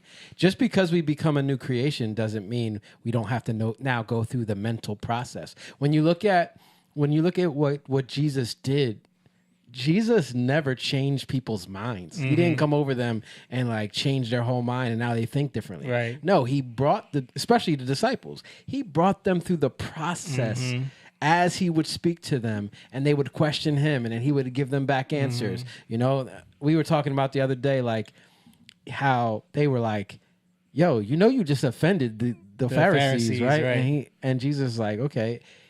He said they're blind guides leading the blind into a pit. Right. Like they're going to be pulled up, right? If whatever God has planted, right, or has not planted, will be pulled up in the end. Yeah. But he was changing their perspectives, right? Or I would say even their perception. Yeah. Right. How they were taking it in, how they were seeing it. And he was gentle in even how he did it. But sometimes he had to be a little harder, right? And this is how we do it with life and how we do life with one another. And this is how we renew our minds to Christ or in Christ. It's real mental health. I was just thinking about the woman with all the husbands. Remember? Yeah. Like he told her about herself. Yeah. You know what I mean? But he did it in a gentle way. He did it in a gentle way, but he still spoke the truth about it. You know what I mean? Like he didn't, because when you hear the doctor talk about her approach to the whole situation, it's like, you have to be careful. You can't. Well, you dude, know. but he actually set her up because he was like, yeah, go tell your husband. Go tell your husband. And she was like, I have no husband. Right. You're right that you speak rightly. Yeah, you're right that you have no husband, right? Right. So the way he did it, you know, he did it even that he did in love. Yeah. Even when he spoke to the Pharisees, he did it all in love. Yeah. You know, he needed to speak to the Pharisees in that way. Right. Right. He's everything Jesus did, he did in love. Right. When he went into the temple and he whipped them, he did that in love. Right. So even though we might look at it and be like, oh, you're not like Jesus, you're not Christ-like. Yeah. Well, not we, but a lot of times people who want to judge wrongly, you know, like you're not Christ-like. But there's a way. There are ways we need to deal with every situation, right? Yep. And we need to have understanding for every situation, how we deal with different people. I can't talk to my kids the way first of all, I can't talk to all my kids the same. Right. But then I can't talk to other people the way I talk to my kids. Right. When I'm dealing with kids on the soccer I coach team. soccer. Yeah, I can't talk to them all the same. Right. I got to know who I'm dealing with and know how to engage. And if I think you don't get it, but they're getting it, there's something wrong with you. No, Right. it doesn't matter. I have to learn how to. I got to deal with them. reach you some way. So that means, what do I have to do? Right. I have to humble myself. And I'm just saying, on the other side of that, like how we deal with a lot of these situations is we got to learn how to reach people, right? So things can be healed. It doesn't matter if she's wrong. It doesn't matter if she did this. She kind of got herself in this situation at this point. That's irrelevant because she's still got to deal with the trauma. Her kids are still going to have to deal with the trauma. Now we have to learn how to prevent these. Well, first of all, so she can have healing, and also to prevent these things from happening over and over again, so more people don't get into these cycles. Dude, this takes time, especially in the world we've allowed. I mean, in the country, or you could say world, that we've allowed to happen. Yeah. from generation to generation. We've accepted these things. Yep. Yeah, look at me. I'm 68 and I'm starting to get it. Yeah. Took a long time. So apparently, Shira7, old Sprinkle Sprinkle, responded to this whole story because the lady did reference her and, you know, pretty much named herself as one of her disciples, you know. Yeah. So let's see what happened with that. Let's see what Shira had to say. So yes, I love what Shira is doing. If anybody marries somebody after 1 week, they dumb. I'm sorry. Sprinkle, sprinkle. If you dumb enough to do that, I'm sorry for you. I can't deal with dumb people. I mean, smart people, they know better. Dumb people, desperate people will do anything. Get money, be smart, have options. That's what I always tell people. If you dumb, I can't help you. There ain't no way anybody can help you if you're stupid. She said she learned from me. Well, she didn't learn how to be smart. I tell people all the time, don't say my name if you are desperate and being pygmy. What do you notice? What do you notice coming off of her? Arrogance. Pride. Arrogance. Yeah. It's like no accountability for nothing. No you know, compassion. Yeah. Yeah. Shout out to Adam Fields. He said, I'm listening, love the podcast, and then that's good. Thank you, brother. When she says sparkle, sparkle, that's like Sprinkle. witchcraft. Yeah, it is. Mom, I thought of that. You know how they in the Disney they always sprinkle a little dust. Incantation Yeah, type the stuff. incantation. Yeah. That's what I thought of with the sprinkle of witchcraft. It's to keep because it's like it's to keep you in it. Yeah, it's to keep you locked in, keep you enchanted. Yeah. If you are desperate and you're not smart enough to get the bag, flip the money, have options. If you stupid, don't claim me. If your IQ is low, please don't claim me. I teach women to be smart, not desperate. If you're desperate, don't claim me. I'm sorry. But if you're sitting out there, you learned everything from me. Did you learn how to be smart? Did you learn how not to be desperate? Then you didn't learn from me. You learned from whoever putting clips out on TikTok 30 seconds long. You didn't learn from me. Sprinkle, sprinkle. Did you learn from this channel or did you learn from 30-second clips on TikTok? And do you notice how she says sprinkle, sprinkle between each word like this? That's an incantation. That's What? a literal. Bro, that's crazy. We just said that. That's crazy. Wow. Like, that's spell work right there. Sprinkle Sprinkle is her whole brand, but it goes back to this witchcraft brand that she started as. Over time, she tried to water down her witchiness to the public, but that doesn't mean she's still not a witch. She's been a witch. She is a self-proclaimed witch. I'm not just calling her a witch out of nowhere. And so just the level of non-compassion and the level of pride is just really, it's hard to see. And I encourage everybody to pray for ISIS, pray for Shira7, because they're bound. They're bound by the devil right now, and it's really hard to watch. Hi, it's your star goddess. Okay, so I have this crazy idea, and I'm just gonna go for it. Okay. So this is her. This is her back in the day. Yeah. Wow. This video is going to be how to keep your man in line using witchy things, witchy ways to keep your man in line. Okay? This is one of her pages, a Shira goddess. This is witches stay paid with knowledge. She's doing this now. This was streamed a month ago. So people keep calling her a dating coach. She's a witch that teaches you how to manipulate men. She's not a dating coach. Witches stay paid with knowledge. Right? Sound frequencies and the That's witchcraft too. Cult. Rebuke Brokey's spirituality. Oils and potions hall. Chit chat about our witchy potions. Are you enchanting? Season of the Witch. And this past live stream, I actually did a video on this past live stream, and I'm going to show you a clip right now where she was talking about seduction magic. Speaking to this man who claims to be a high-level sorcerer, a magician, who works with elite individuals in countries like Dubai and countries in Africa. And they talked about different spirits that they evoke. And he actually talked about the fact that, according to this Afro-Caribbean religion that he practices, and she must practice it as well, they don't believe in the devil. The devil doesn't exist, which allows them to do these things in their mind. Wow. So, writing spells, powerful, 8 years ago, simple binding spell, that works.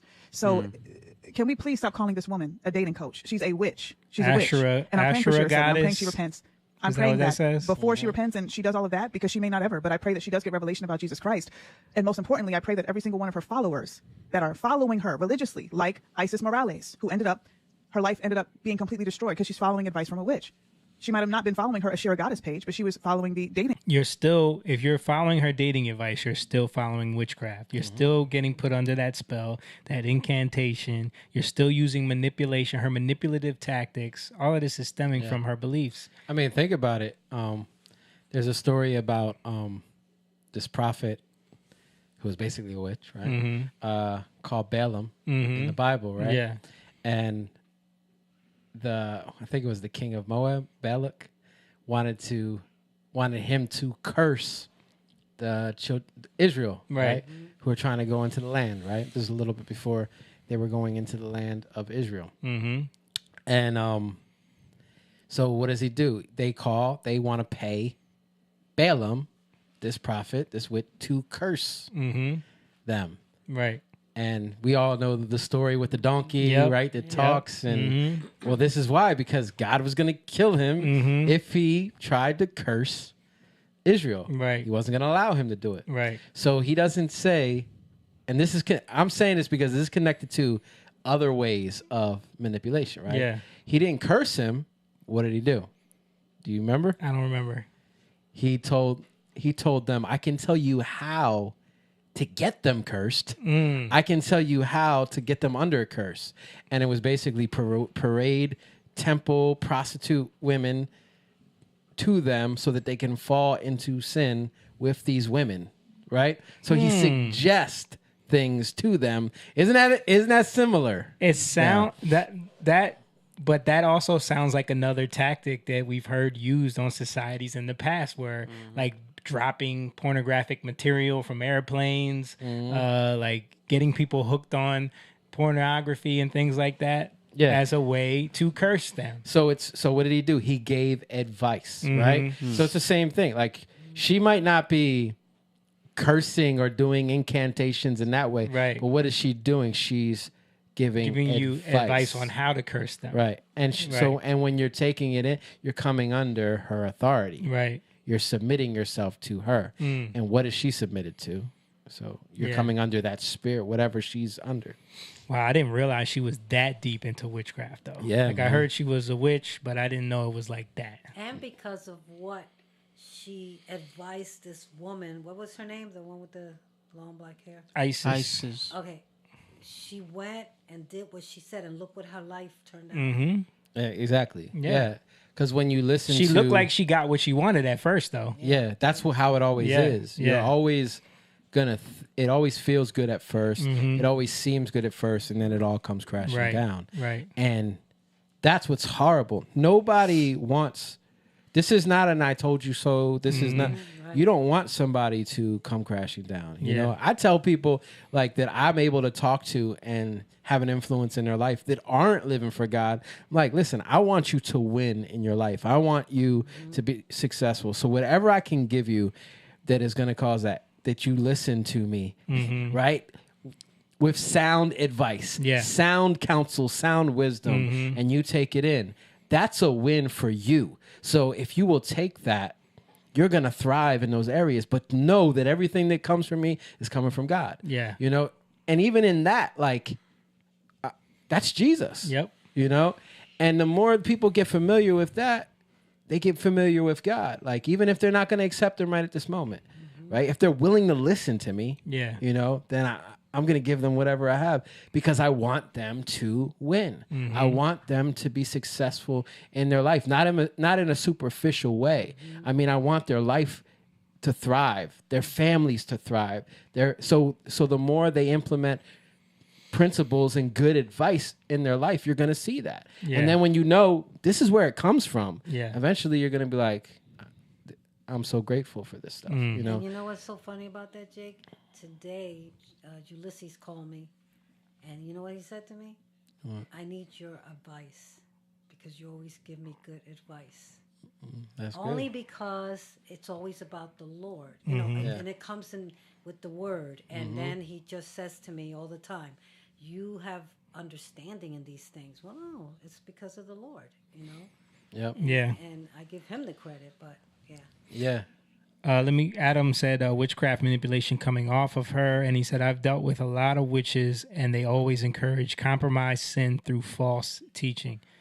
Yep. And that's what happens. Like, that advice it's teaching. And again, like, you think about Ephesians 4. We grow up in Christ through speaking the truth in love, right? But before it says speaking the truth in love, it says do not be tossed to and fro. Why? Because of your teaching. So God gives us prophets, apostles, teachers, pastors, evangelists, so that we can grow up and not be tossed to and fro by every wind of doctrine, by every wind of teaching, so that we're on solid ground. Yes, solid ground, firm ground. We can't be moved, right? And that takes time, right? With our kids, think about it. We got to be patient with our kids. We got to be loving. It's the same thing with people. People can be grown, but they're still babies in the spirit. Like you said, that woman probably, it doesn't look like she had a father figure in her life that was able to help her, because as you can see with all the trauma and drama and the kids and everything, I see when she's talking, I see my life growing up. You know what I mean? Yeah, And I look at that and I'm like, well, you know what? I'm not going to blame myself for everything, because, you know, before I used to, why did I do that? Because I see what happened. I didn't know how to choose men. Yeah. I didn't know how to be that kind of person, because I didn't have that. Right. But now I do, because my father is the one, Jehovah, God, Yahweh. He's the one that's teaching me. You know what I mean? But again, it was your heart. It was your heart, right? Yeah. So because she wasn't putting the camera on herself, but it was your heart, right? Right. And through all the mistakes you made, God was there watching over you. You know. And I did the same thing. I was picking men that I thought, like, you know, for the wrong reasons. Wrong reasons, and But again, it was like the same thing. Like you were measuring good with evil, right? Right. You were like, well, this guy had these things wrong with him, so I'm going to go the other way. Yeah, and you would measure like, well, he doesn't do what this person was doing. Yeah. This man was doing all this. He Right. doesn't do that. He's doing this. So therefore, that's good. Yeah. But I was still not being led by the Father, by the Holy Right. Spirit. I was doing my own feelings, my own will, Right. and that's why I kept getting distracted, going the wrong way, and life just was not good at that time. But thank God. Hey, we all make mistakes. 'Cause I'm just thinking about like recent, just by dating, you know, because I had gone through whatever, so I started dating, you know, Before a you few got married, years yeah. ago, and You had some situations. I had some people that I was dating that was like, you know, total opposite of what I had been in, Right. and it found out that wasn't, you know, it looked like it's, you know, it's the right thing, believer, you know, all in the church, but it wasn't. Yeah. It wasn't right for me, right? You know, And then you try to make it right. Yeah. And you try to make excuses. Yeah. And then you finally understand, wait a minute. Yeah. This is not what God wants. One thing you learn from it. Yep. You definitely learn from it. Yeah. It causes you to. What's the one thing we were lacking? We didn't trust God. Yeah. Exactly. Right? We didn't trust God. Yeah. You know, and that's like, I was trying to get rid of my wife. Yeah. At the time, like I thought I had it all figured out. Like, wait, she's not for me. And in the middle of me trying to explain to my wife now, who was my girlfriend at the time, why you're not good for me. It was God who checked me. You know, because I don't want to say luckily, but thank God that I was listening to him right. in that moment, right. like where I'm literally in the middle of talking. Yeah, that's crazy. But you know, these are the things that we don't know. We don't know. We think we're doing the right thing. We think, but God is so gracious that He works with us, and then you see how your life starts to prosper, and like those are the stories. So like, you know, although Mom, you went through all that, your life started to prosper. Although Simone went through what he went through, his life started to prosper. Like you start to see how these things are prospering, and even like sometimes people can judge you and judge your life and try to pick your life apart, and they don't even know, and they're judging it on false measures. You know, their measuring is off. The way they measure is off. The way they balance is off. The world's measure is off. Yeah. And if you don't know, and if you don't have someone that you can go to, primarily the Holy Spirit, Jesus, well, then you're going to be, again, tossed to and fro, not knowing. Right. You know? I've never had so much peace in my life like I have now. Mm. You know? It's a beautiful thing. Yeah. All right. That's a good place to wrap it up. She's got peace. We all got peace.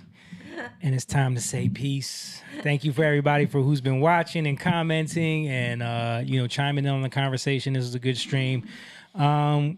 Listen, guys, if you want to support what we do, don't forget, head on over to the Patreon, patreon.com, become a member over there. Help grow the community, the pride of the Young Lions, because we're talking about community. We're talking about mentorship. We're talking about a place where you can go to keep the mentality and the right framework and keep the the ideas of the right mindset. That's something that we need to start thinking about when we build communities, and that's something that we do here. So if you want to become a part of that and you want to help